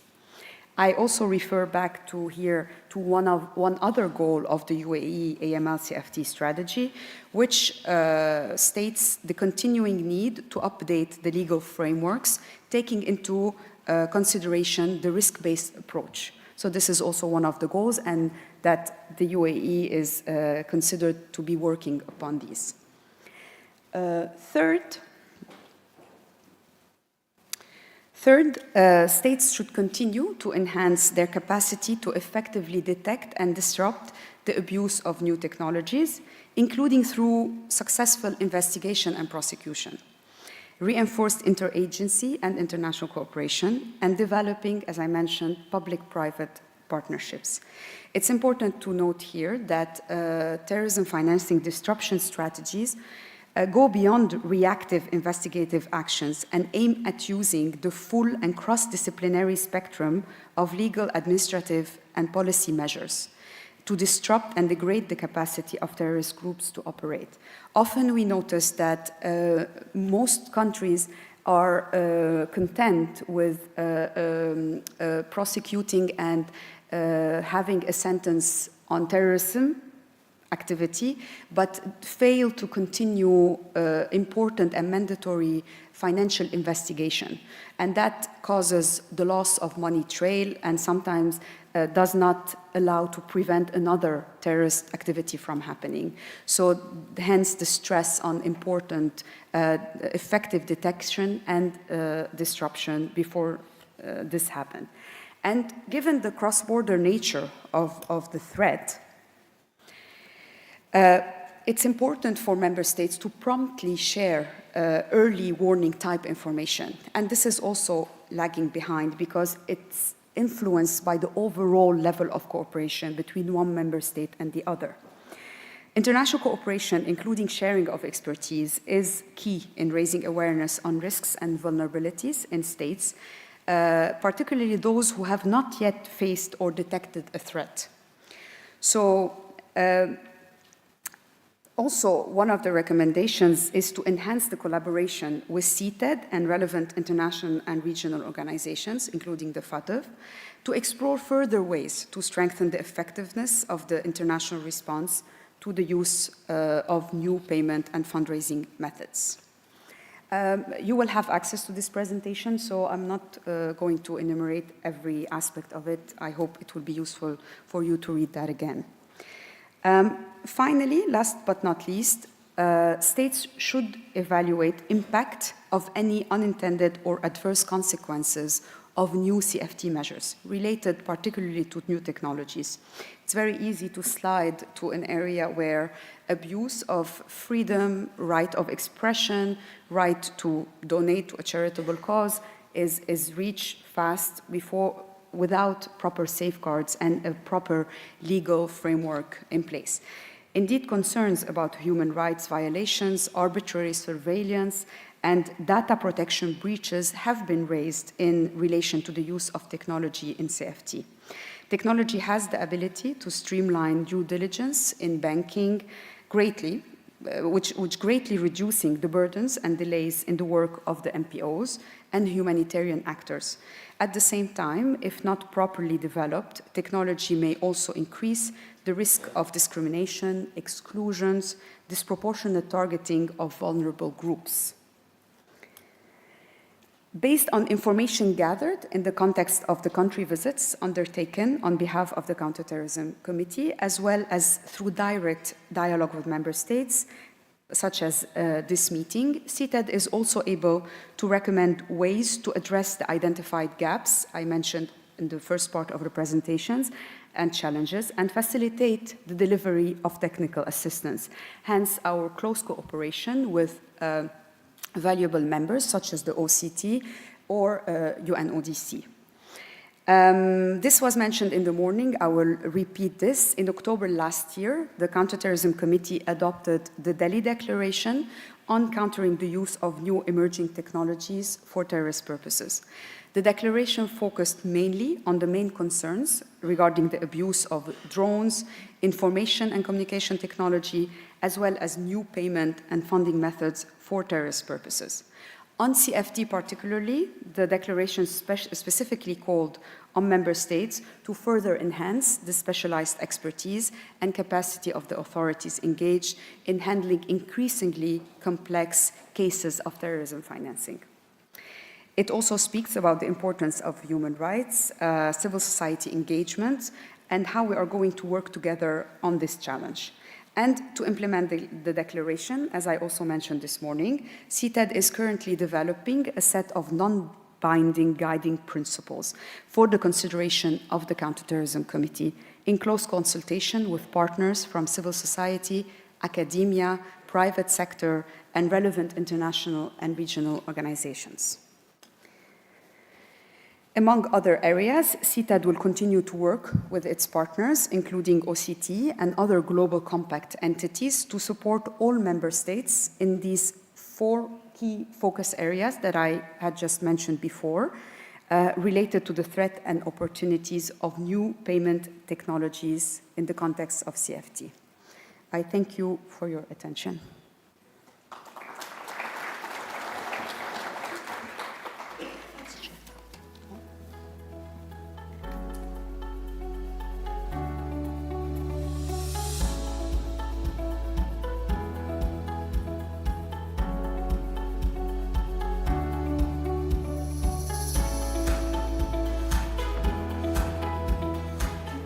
Thank you, Nicole, for the presentation. I would like to welcome to the stage Mr. Abdel Sattar al-Najjar from the Financial Intelligence Unit of Egypt on his session, Perspective on Investigating Virtual Assets Relating to Organized Crime. Welcome.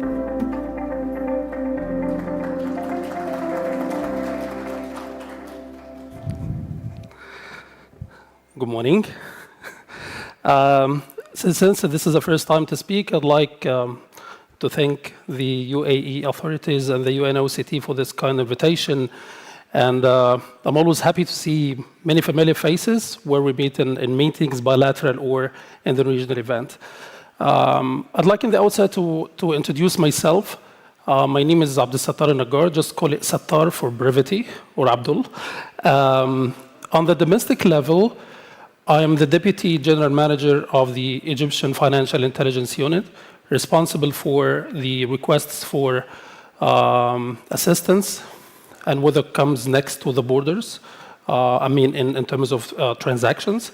And also, I'm the, the National EML CFT Mutual Evaluation Coordinator for the country. And I'm also responsible for the oversight of the proper implementation of the TFS in Egypt. And also we provide consultation to national authorities and financial institutions on the unilateral sanctions as well. On the regional and international aspects, I'm a FATF assessor, and I'm a member also, a lead reviewer in the ICRG AM, the Africa Middle East Joint Group. And I'm also UNODC, Regional Advisor for the Financial Investigation, and the GIZ for the strategies of the EML-CFT.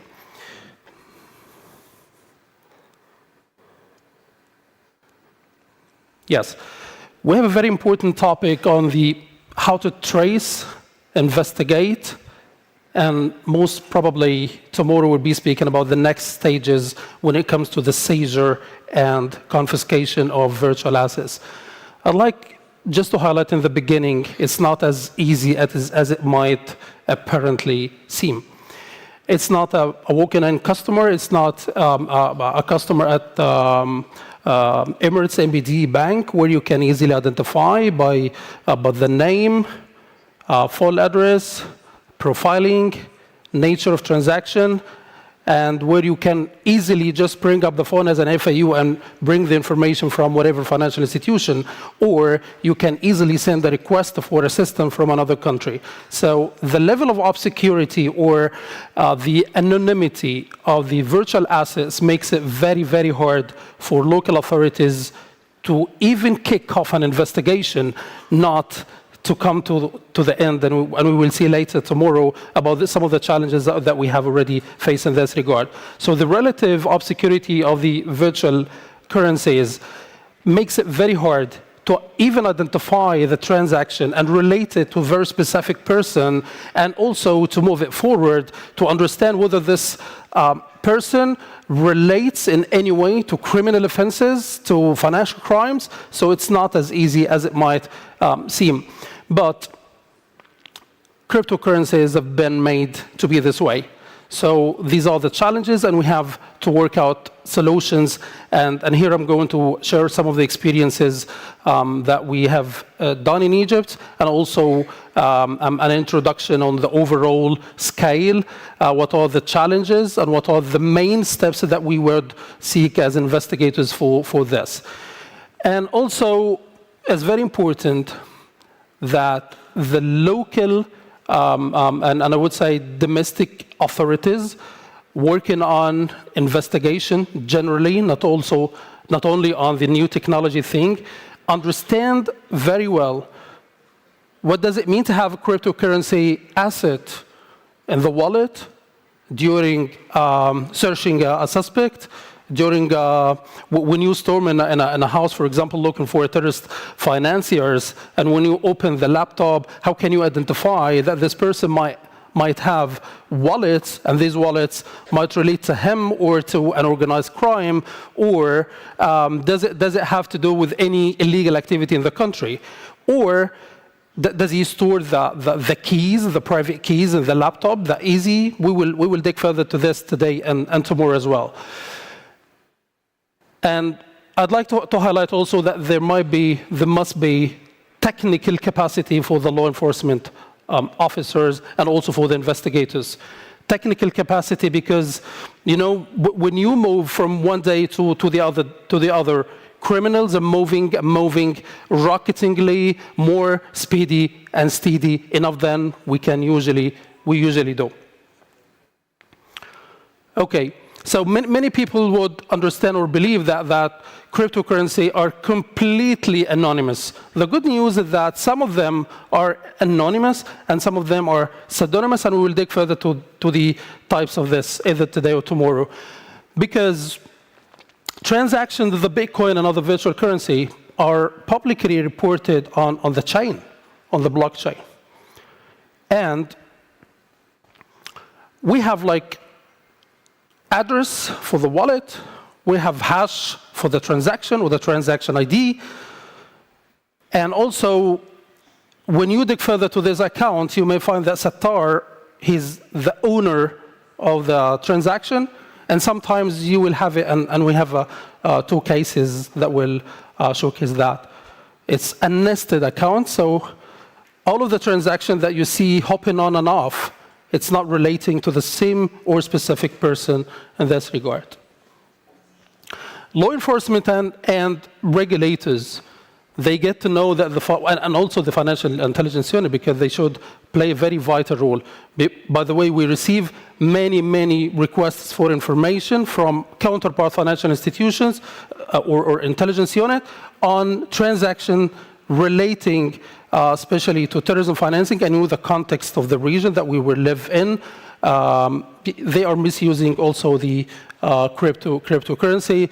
And the more developed your technical knowledge is, as an investigator or a financial intelligence official, it's the more likely that you will have very innovative methods to pierce the privacy of the transaction.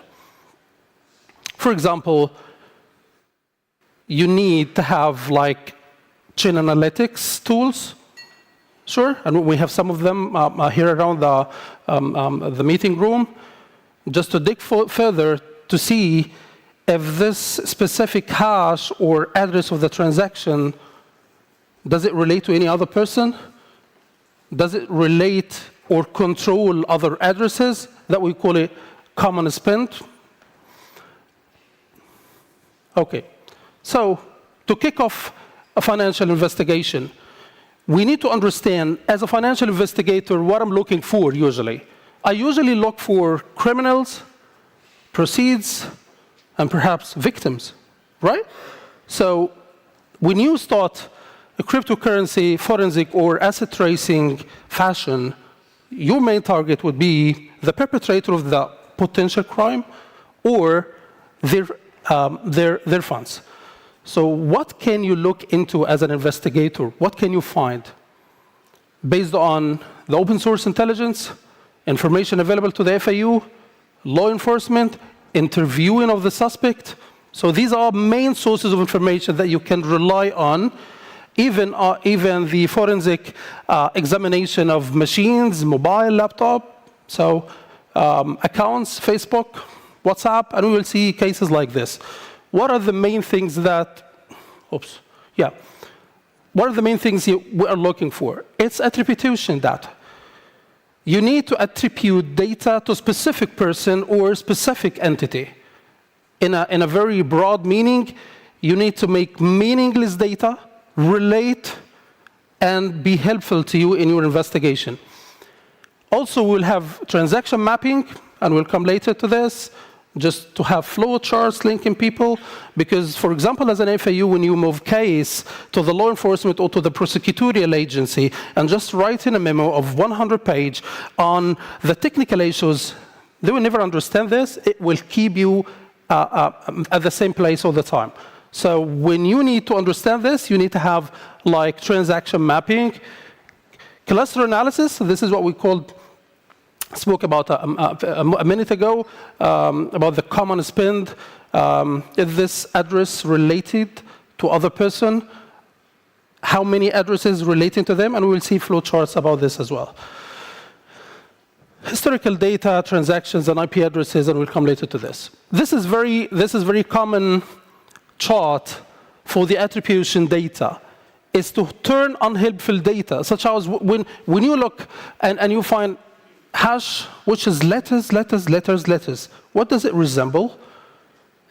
What is this phone number? What are those 12 or 24 seeds written in a word format? What is this hardware thing labeled ledger? So you don't even understand this.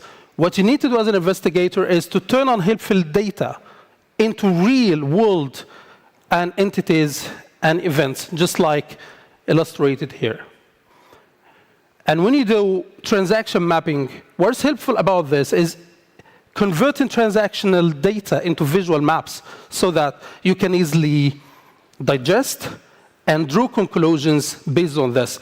Does it have any fraud scheme? Does it relate to any of the organized crimes that you discovered on a normal or traditional financial investigation? Is it fishy? Is it real? Does it have any value? Because sometimes you consume like a month in a case, and I'll tell you funny things later, in a case, and it turned out to be zero. You start an investigation where when you interview the subject, he admits that he owns crypto assets, and he just gives you the password and everything, so you're happy as an investigator, and you keep it. And once you move on with your investigation, 2 days later, you find the balance zero. because you are not technically equipped or you are not vigilant enough to the technical steps that this person might have backed up the password somewhere. So you just took him to the cage, and his wife was happy in the balcony having a nice coffee and moving the funds somewhere else. Okay? So you need to link persons to assets and to identify whether they have funds or not. And also, and this will be tackled very carefully today, inshallah, tomorrow, inshallah, about how to seize, what are the most common methods used to seize and move it. Is it national wallets and that? And also, the transaction mapping would help, as any financial intelligence unit does, to show interaction by the subject with the known, not entities and individuals which are accomplice to the crime, and also by the exchanges, because sometimes you need to understand, is it a peer-to-peer transaction? Has it been undertaken through an exchange? Is this exchange house existing in your country? Is it abroad? Do you have a nice relation with the other country just to request for information about this? Do they possess the information? Is the information that is available, is it relevant to your investigation? And so many steps like this. So you just trace it from point A to point C. For example, we have addresses, we have transactions. You might get to know, firstly, that this transaction is fishy. By the way, I would come later and with details. In Egypt, we ban cryptocurrency. Okay, so we are not regulating cryptocurrency, and that's why we're quite. You will find it very strange. Why do you guys crack down on those people? They are just it's bits and pieces. So we ban it. So when you do transaction mapping, it gives you an idea about the transactions, volumes, moving from which place to another place. Is it an exchanger? Is it a peer-to-peer? Is it Bitcoin? Is it USDT? Is it Rebel? Is it other Monero, Zcash? Is it anonymous? So if, for example, if you're working on a Monero, so it's for me as an investigator I would be helpless because you have at the end to burn it. You are not going to move it. You are not going to seize it because it has been I would say tailored with the stealth addresses, like proxies. So the address that you see is not the real address to the person. So these are, and the cluster we have already discussed this. You have to relate the cluster transaction. When you see individual address, is it an individual address that relates to Satar, or does Satar control or relate to other addresses as well? What we call it collective investigation fashion. And also the total volume of transaction is very important because it can give you an overall idea about, is this person active or idle? Is it one-stop transaction? Because we have received a request for information from one of the financial intelligence unit, our counterparts, on a person who moved funds. They were little, were just worth $40. He sent it to through an exchanger based in this country to the dark web to a carding center, which is illegal. And we started to dig further into that case.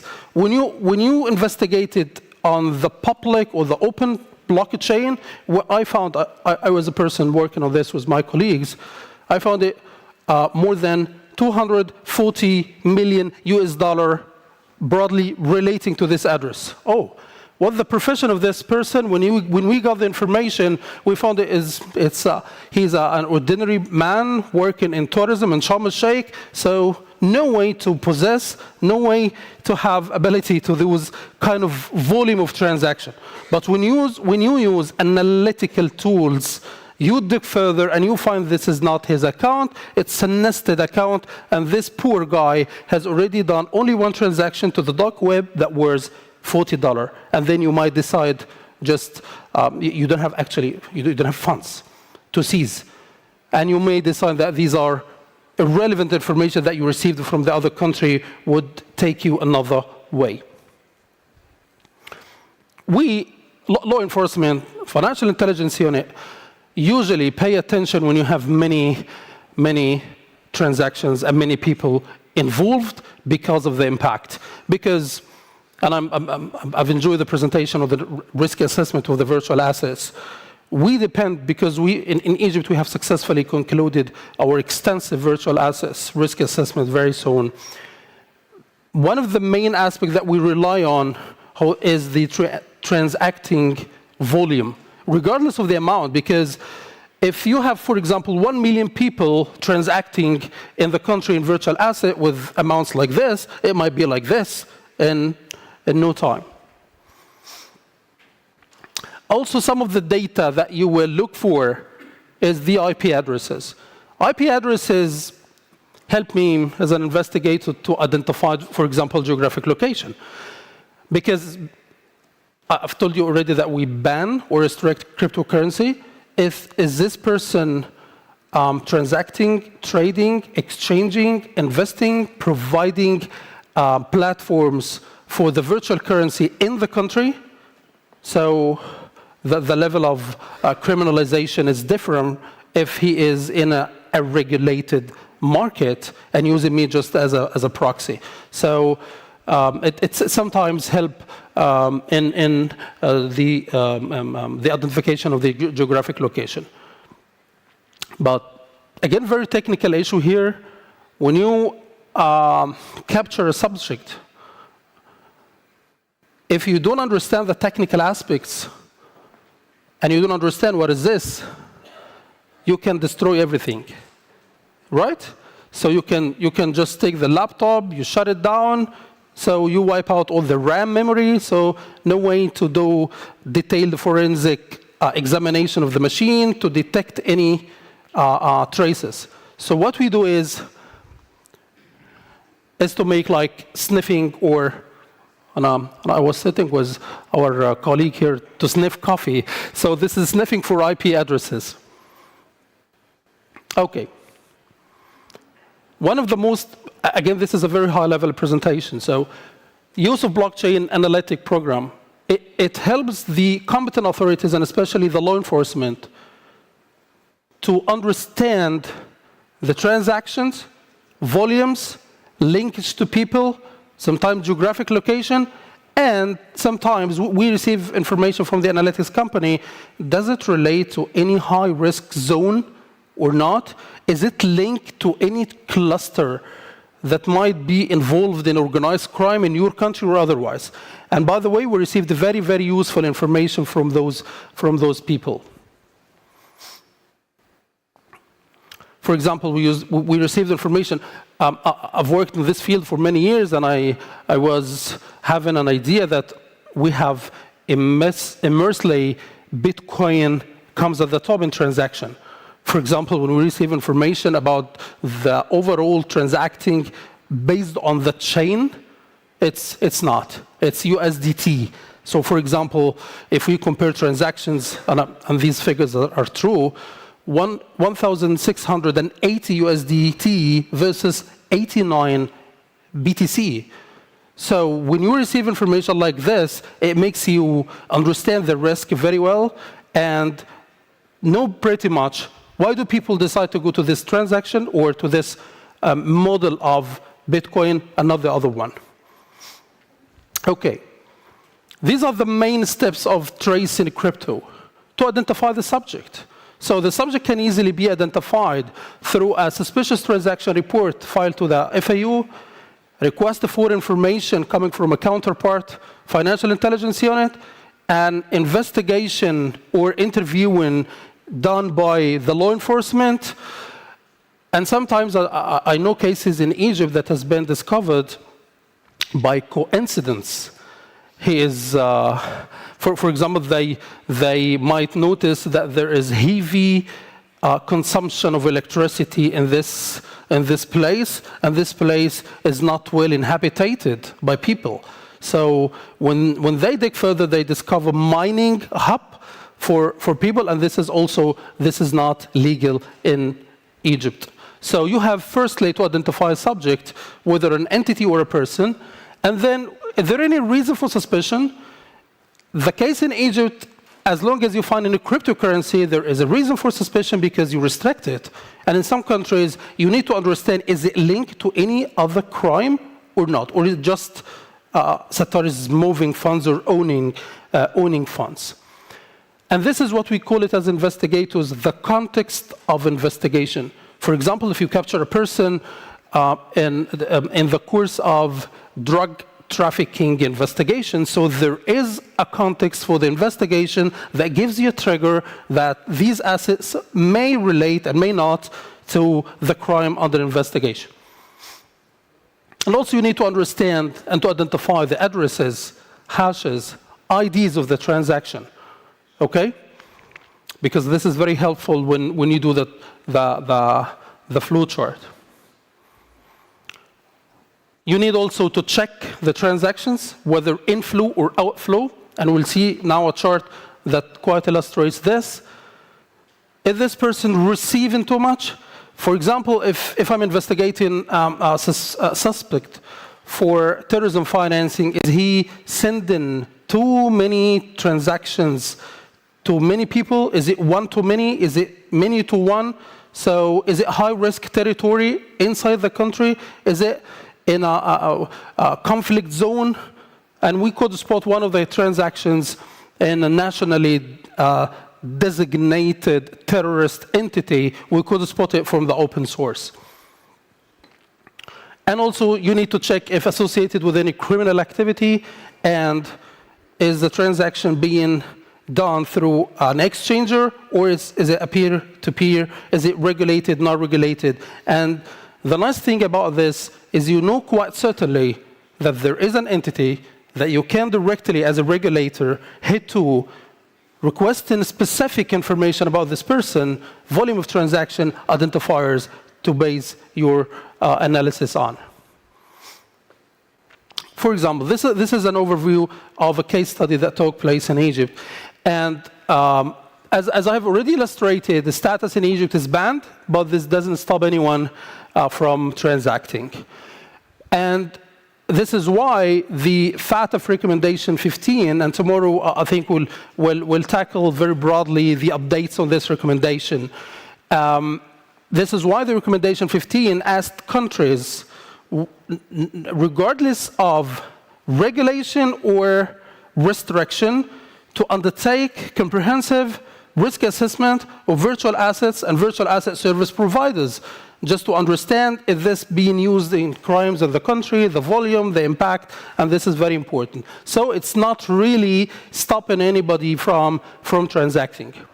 And these, for our colleagues, non-Arabic speakers, this is a proof that people may deal in cryptocurrency despite the restriction. For example, the lower part, somebody is trying to sell his apartment in one of the New Cairo suburbs in return for BTC. And also, there's mobile wallet cash transfers in return for BTC. And the other one is USDT. And the other one is USDT, which is very common in Egypt. And I know personally, a dentist, he is accepting Bitcoin in Alexandria. So despite the ban, you may face transaction, yes. And also we have received an email from the FATF very recently that we will be listed in the most substantive activity countries in the Bitcoin or in the virtual assets in the region. It's because we have many people who might have downloaded the apps. They might have owned Bread wallet, blockchain, Cilium, so they just downloaded because they might have the dealers more than the transaction volume as a trigger. Okay? So we have spoken about recommendation 15. One more thing to highlight here is, even if you restrict a financial activity, you have a mandate as a country, as per the FATF recommendation, is to identify natural and legal persons who undertake this activity without a license. Because as with the central bank's law in Egypt, nobody is allowed to deal, own, transact, mediate, invest, any activity of the virtual asset unless they get a license from the central bank. And without this license, you are carrying a criminal activity which might be subject to imprisonment and also fines as well. So as part of the team handling this issue, how can we identify that this person, natural person or legal person, is undertaking specific activity against the law? We know we do what we call internet scrapping. We have a dedicated team for this. They might, I know there has been shut down for the log with Bitcoin. Yeah. I know some people are nodding. Yeah, but this is what we used to do, that those people, despite the ban, they would offer to sell and buy cryptocurrency. So, and the funny thing is that you may find WhatsApp phone, email accounts, Facebook account, Telegram channel. When you dig further into this, you can get more information, as we might know right now. But sadly, the local Bitcoin has been shut. So sometimes when you have a username, you can employ what you call the open source intelligence or investigation. You might use some of the tools, for example, the name checkers, to identify that username. Does he have any publicly available information on Facebook, Twitter, Pinterest, or not? Just you need just to understand if this person at hand is the same person who advertises for black market, for example, in the foreign exchange market, black market, and I know cases where people used to buy hash in Hurghada, Egypt, and paying with BTC, you know. So these are some of the cases. And by the way, the one to the right, we have got in intelligence reports and also from our open source investigation, it's a nationally designated entity as a terrorist entity since 2017. Okay, therefore, more information that we need to prepare for this person or subject. We need to have an open source intelligence dossier containing this person, for example, Amr al-Qadi. Is there any additional information? Is there any available phone number for them? We got the numbers. Is there any payment methods? And the nice thing is that we will find, for example, this is Vodafone Cash, which is a mobile wallet. QNB, MBE, FAB, Fawri, CIB, Western Union. So here you have leads where you can head directly to the financial institution and ask about this person using his name if you have the full name, ID, number, emails, because our financial institutions, they used to have the names, phone numbers, and emails for sending statements as well. So you might have some of the triggers. Okay, again, some of the accounts. There are WhatsApp, there are Facebook, where you can dig more information about this person, and how many transactions, how many confirmed trades, the feedback about this person, and when was it the last time for him to transact in Bitcoin. For example, we could spot a address for the wallet. This person is on the Trident forum. And this is his Telegram channel where he used, and it's funny, he's writing the name, phone numbers, it's public. The reason I'm putting this public, because it's public information, so it's not sanitized. Okay? So we could spot here, as I've stated in the beginning of the presentation, that the address wallet that ends with the X8V. Okay. Even if the websites are obsolete or the forums has been closed by governments, you can use the web archives to search some of the historical data and get more information about this person. It's very tiring, and there are tools to make it easy for this. We could identify that this person has been a broker Okay, and has been also relating to trade-based money laundering, and is pending investigation now, by the way. So, for example, if you do it manual, it's hard to find the cluster of transactions or addresses that relate to this person. For example, how many transactions were in this wallet that ends in X8V is 55. Okay? Total addresses related to this person is not only one, it's 67. So this is an analytical tool that might help you identify, for example, when you use the specialized tool. It could identify that the incoming transfers 55, so we're good. The in, total value in US dollar, and the out. And someone would ask a question, how can the outgoing transaction might be more than the in? Because at the time he received the Bitcoin, it was denominated at a specific price as US dollar, which might be different at the time when he received it or sent it. Okay? And here you'll find the many people putting the funds in and the relation to some of the platforms here. Okay, let's move on. So this is, the previous slide was the individual address. This is the whole cluster controlled by this person, 67, which amounts to a very huge number. And here you can identify the destination of his money. The main platform is working on it. Okay, how's how in the investigation? I don't want to dig further than this. You need to identify the main trend about the senders into this wallet and the receivers of the wallet and the usage as well. Here's a broker, customers cashing out, exchanging virtual assets to fiat and vice versa. Some of the transactions were turned out to be administrative fees. You know that the funny thing is that you may discover that the import and export companies, so that's why he is pending investigation on possible trade-based money laundering. And also, we have initiated international cooperation requests to those countries where he used to send or receive transactions from, and he also is pending investigation on possible trade-based money laundering.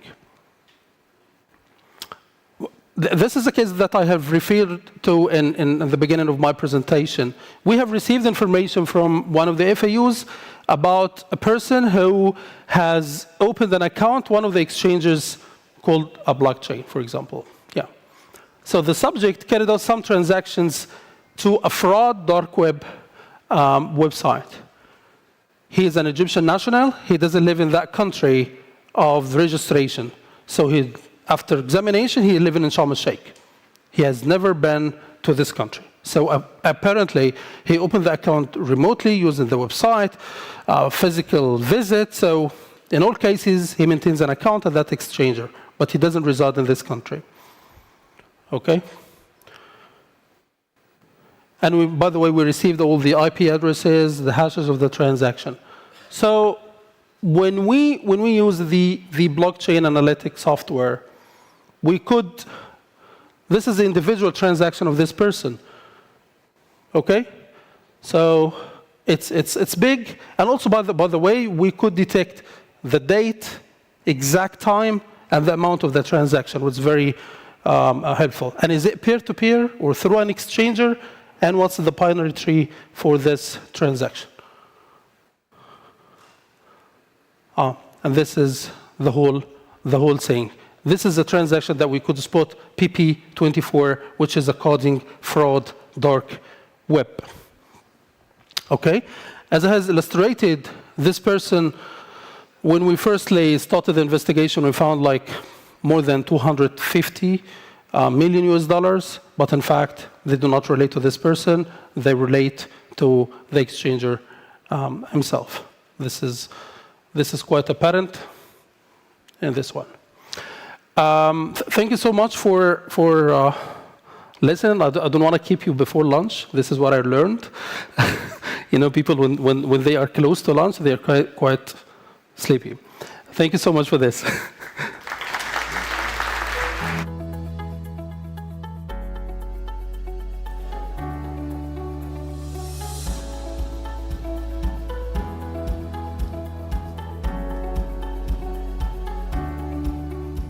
Thank you, Abdel Sattar, for this discussion. We will now have a lunch break and will commence at 2 p.m. sharp. Enjoy.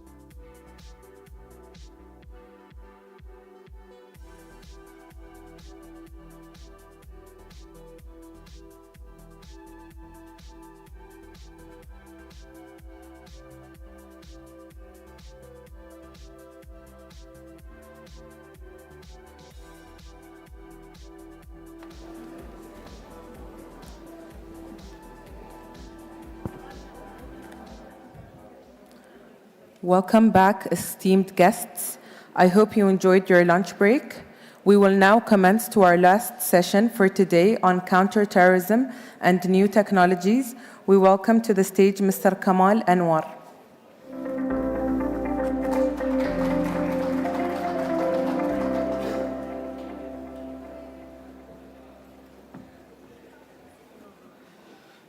Thank you so much.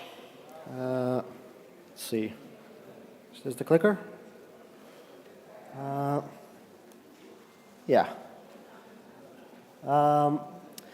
So my name is Kamal Anwar from the UN Office of Counterterrorism. I came in here a couple of hours ago from Tashkent, Uzbekistan, where we also had a 2-day crypto counterterrorism training. And it was a while ago since I had been in that part of the world, that region, Central Asia, Uzbekistan, that region. It was, in fact, I think for me, about 16 years ago since I used to work in Afghanistan. I used to work at the Afghan, Uzbek, Afghan, Turkmenistan border areas. I was in the Norwegian army back then. I was a NATO soldier there 16, 17 years ago. And part of what we did back then was that we used to basically arrest people, what is kind of known as in the FATF language, cash couriers, people coming in from those border areas with a lot of cash, sometimes hundreds of thousands of dollars of hard cash, and we would confiscate it because it was usually money that was through some smuggling were going to either the Taliban or to some criminal groups associated who then also would pay a portion, most likely to Taliban. And cut to about 12 years after this, after I was working there, in 2019, that's when I started working for the UN Office of Counterterrorism. And one of the first tasks I had with a colleague, we were developing a global program on countering the financing of terrorism. And one of the areas that we were discussing and which was going to be part of our program was crypto, virtual assets. But me and my colleague, we didn't know too much about it, and there was even like some people who would say maybe crypto is not a priority, maybe you should focus on other CFT areas, just keep virtual assets as a type of a priority. And I wasn't sure either myself. I did remember, the confiscating hard cash from cash couriers at the Turkmen, Uzbek, Afghan border areas. So that's kind of like my knowledge of terrorism financing came from there. But I did decide then in the end to do this 6-week online course at MIT, which was a very good course. It was covered the basics of crypto and blockchain development. And they kind of gave me the basis to know more about crypto and to integrate in a better way a portfolio related to virtual assets into our global program that was growing and launching. And it is interesting to think back at, because in the last 4 years since this happened, there is no one anymore who would say similar things, that crypto is not a priority, even though it's not hard cash. That crypto is not a priority when we talk about CFT, terrorism financing, that maybe it's not that important. Now, 4 years later, it definitely is something that we do prioritize, and I don't think I know anyone who working with AML CFT would just say something like that. And that kind of brings me over to my presentation.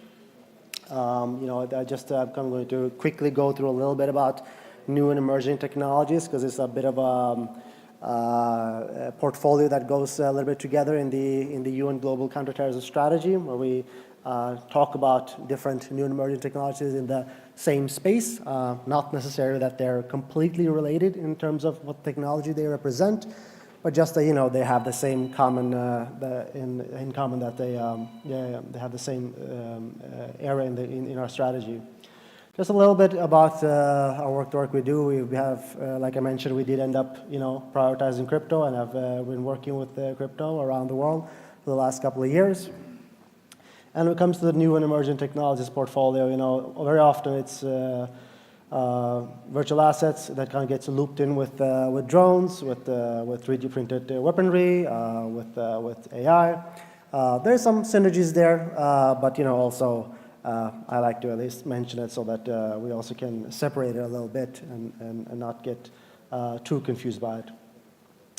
And especially when it comes to the UN Global CT strategy, which was updated this last summer, a couple of months ago, 3-4 months ago. As you can see here in the text there, when it comes to potential use of new and emerging technologies, that artificial intelligence, 3D printing, virtual assets, UAS, commercial drones, these are kind of looped in together. So I just like to kind of reference to that so that we know why we often mention this together, because that's how our UN Global Counterterrorism Strategy is drawn up. And as you can see, drones as one of the emerging technologies, it's more the well-known danger risk we have. We already from 2015-16, ISIS started using commercially available drones for conducting attacks. And then this 3D printing, although it's still kind of a new thing. I mean, there is, for example, some rebel groups who use 3D printed weaponry to some extent. The evidence is probably that it's more of a rudimentary weapon. I haven't tried it myself. I'm a bit curious about it. But still, as you can see here from a very recent conviction that happened in Finland, where neo-Nazis, this was a terror conviction where, amongst others, was that they had been making FCG-9 weaponry. And just further on the strategy as well, virtual assets does get, as you can see here, a definite, large and defined space so that we have the priority we need to do events and trainings, awareness raising, such as this and other, and support from member states to do so. This is just a little bit about the plans that we have for the coming year. In the map, you can see some of the areas where we are working in orange from the CFT program side. And yeah, so that was kind of a little bit of the intro. I just want to then talk about more about the examples and something that has happened in crypto lately, just to kind of give a little bit of the context that we are working with. So first, some old examples. The one that I usually, I don't know for sure, but maybe is the oldest example that we know of, is actually this attack that happened in Norway, 2011, where we still don't know for sure. It happened in Oslo, my hometown, when we still don't know for sure, but the terrorists did claim to have made profits as an early adopter of blockchain technology. It is an interesting example because it's back in 2011. Crypto didn't really take off until 2017-ish, even though it's been around since 2008, 2009. It is just interesting to note that, that this is very typical with new and emerging technologies, also with other things like drones, 3D printing, that, it's very quick for criminals and terrorists to adopt that technology and start figuring out ways to use it for their own nefarious purposes. So yeah, we don't know for sure that he actually made money off it. And also another issue that was back in 2011 was that probably not a lot of countries in the world, so it's not very unique to Norwegian law enforcement, but that had very well functioning and larger capacities, blockchain analytical capacities to conduct investigations. And this is also then another example that often sometimes comes up. This is the kind of the quote-unquote lost ISIS money since when ISIS had this large-scale setback in 2017. The estimates of how much money is still unaccounted for, it ranges from 25 million and all the way sometimes up to 300. I would personally guess it's maybe closer to 25 than 300.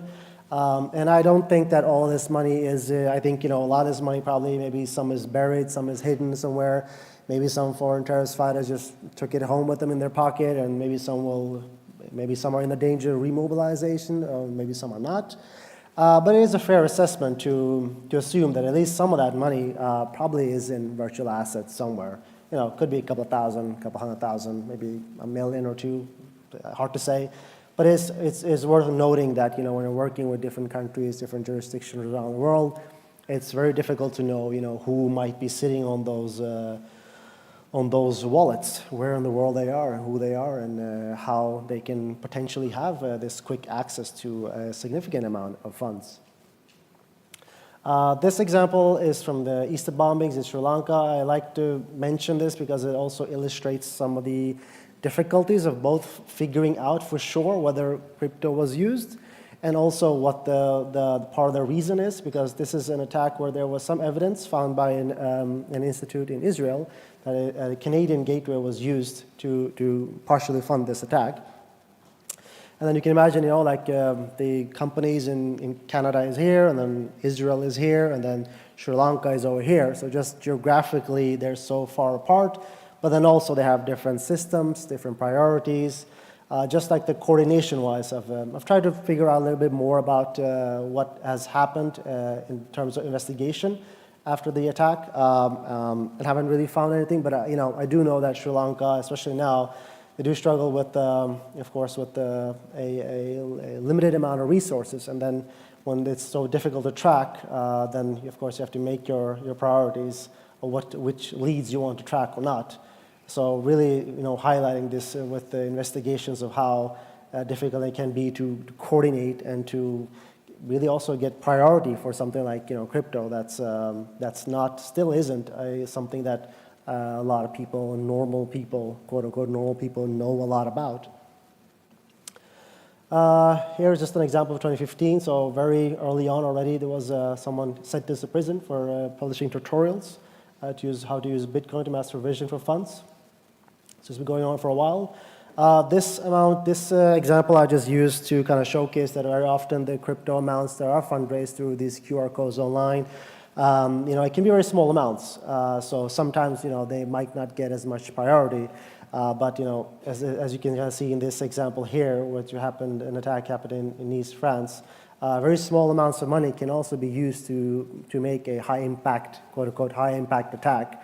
Like in this one where this truck was rented for at least less than $80, and it ended up killing 87 people in a vehicle ramming attack. And fundraising $80 in crypto or other ways, it's a very feasible goal.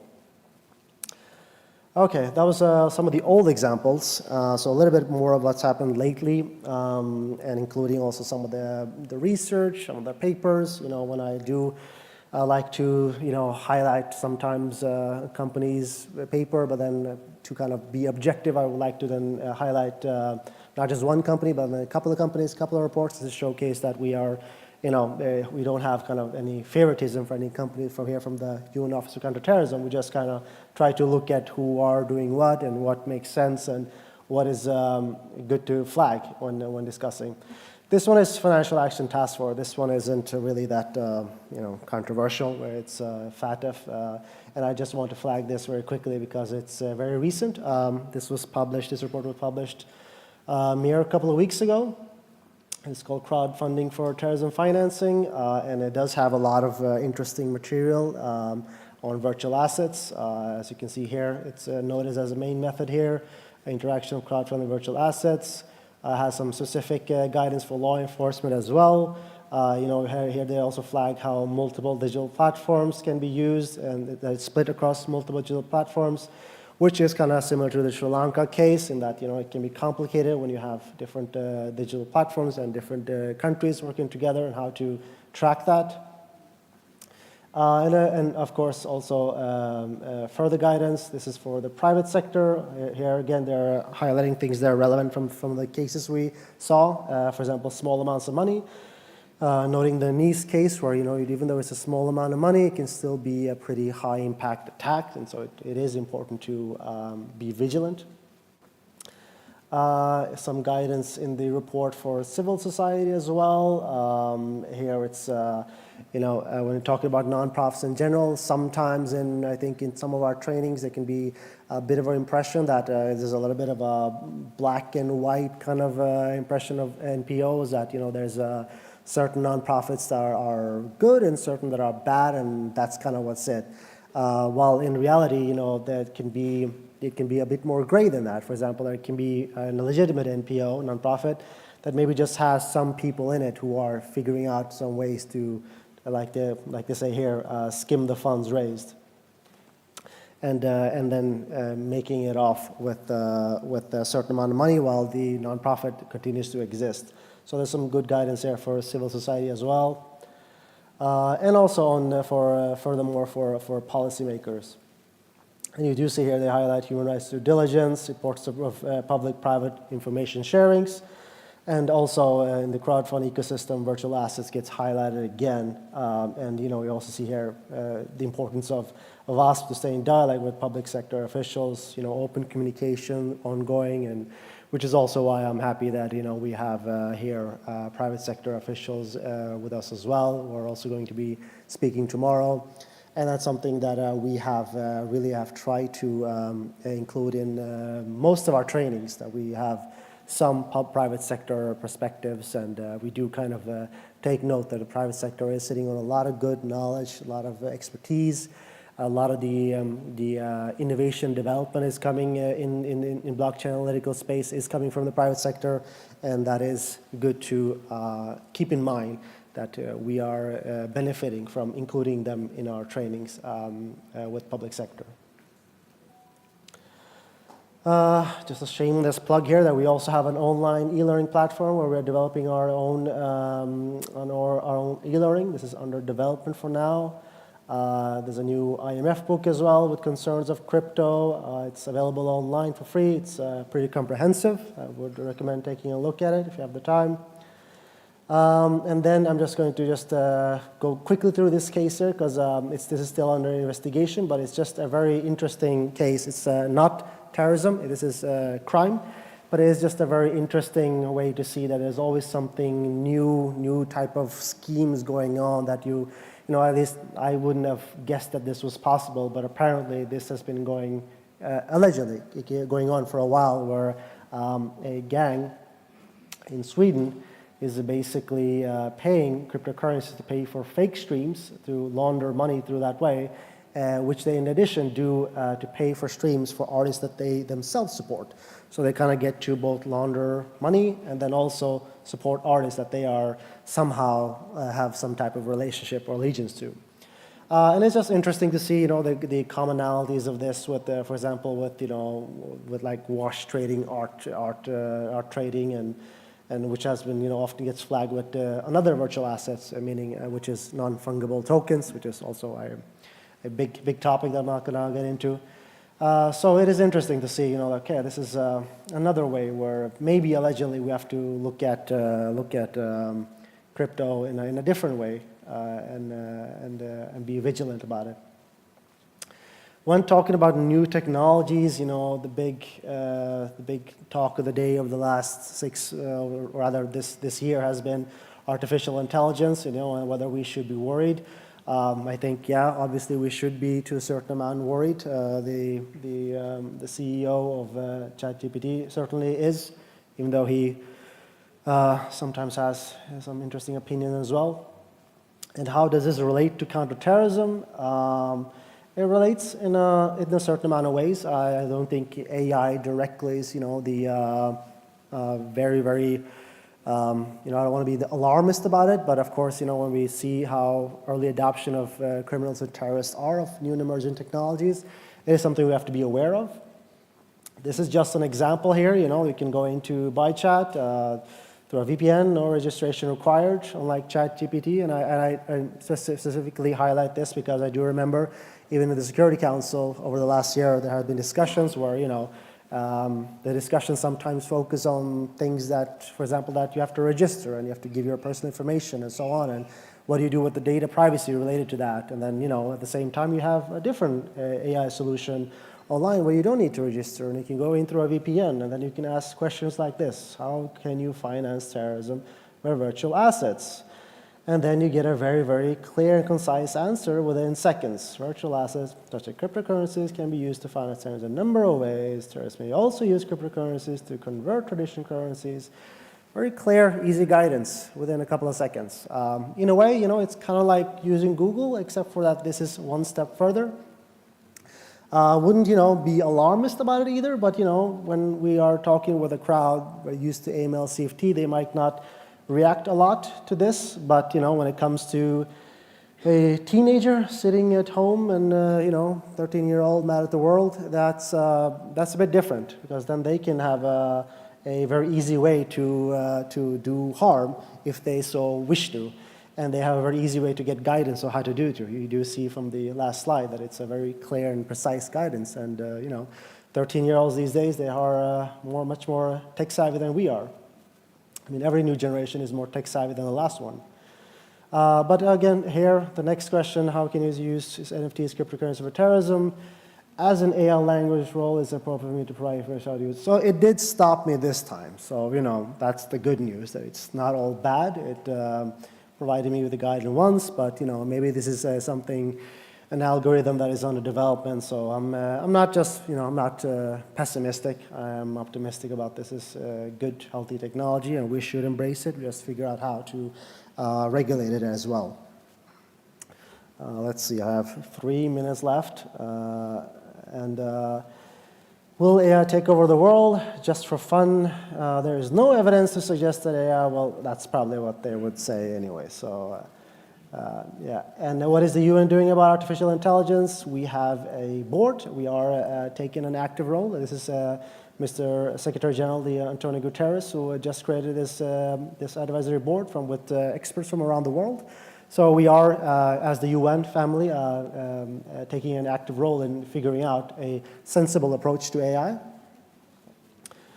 And also, there is a lot of potential there as well in terms of, for example, automated content moderation and takedown, which is, data privacy-wise, it's a complicated area, but it's an obvious thing that there is a very potential in AI to support counterterrorism efforts as well. So it's not just that it's the terrorists who will be abusing it and we can't do anything with it. We, in fact, can, and there are possibilities as long as it's done in a responsible and appropriate manner. And on that note, I just want to also flag very quickly our own software. We're speaking of technology that we are currently developing. It's called GoFintel. It's something that we are launching to go live with a financial intelligence unit that we are working with early next year. And I just want to quickly flag this as well, that if in case there are an audience or companies here that are interested in a demonstration, you can note down my email address so we can also set that up.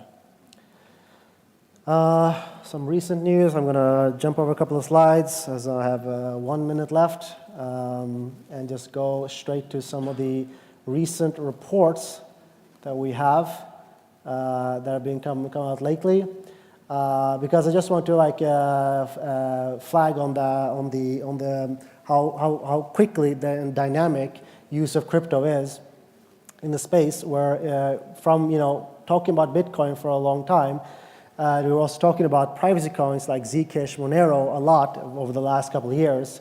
And it's interesting to see how quickly we have now moved on, where more and more of the reports from private sectors, companies such as Elliptic, are highlighting Tether, USDT stablecoin, as the one to look out for now, which did surprise me, but it is several companies who have flagged this lately. This is also a recent update from TRM Labs. Also, using USDT on Tron. This is an example from Indonesia. Using this a lot more. So it is really important to stay on top of this and follow the trends and to keep training going, because the development is so quick that even for us who are working a lot with crypto, it does surprise us. I don't have any kind of clear answer as to why this stablecoin or USDT has become suddenly so popular, but looks like a lot of terror groups around the world, for now at least, are prioritizing using this. And lastly, I'm only 1 minute over, I just want to flag that this is another private sector company chain analysis report. This report is kind of, I don't completely agree with all the indicators they use, but I do understand that the aim of the report is to want to highlight the countries where average everyday people are embracing crypto the most. And the thing that I just find very interesting when you look at the top 20 here is that, it's not like you have a range of, that all the Latin American countries or African countries, Asian countries together, you do see kind of the range here of how this is spread out and where crypto is happening. Just another illustration for me and for us that, to work with crypto from the international way to cooperate and coordinate is very, very vital. And with that, and only 2 minutes over my time, I'm going to thank you all for staying with me after lunch, and have a great rest of the day. Thank you so much.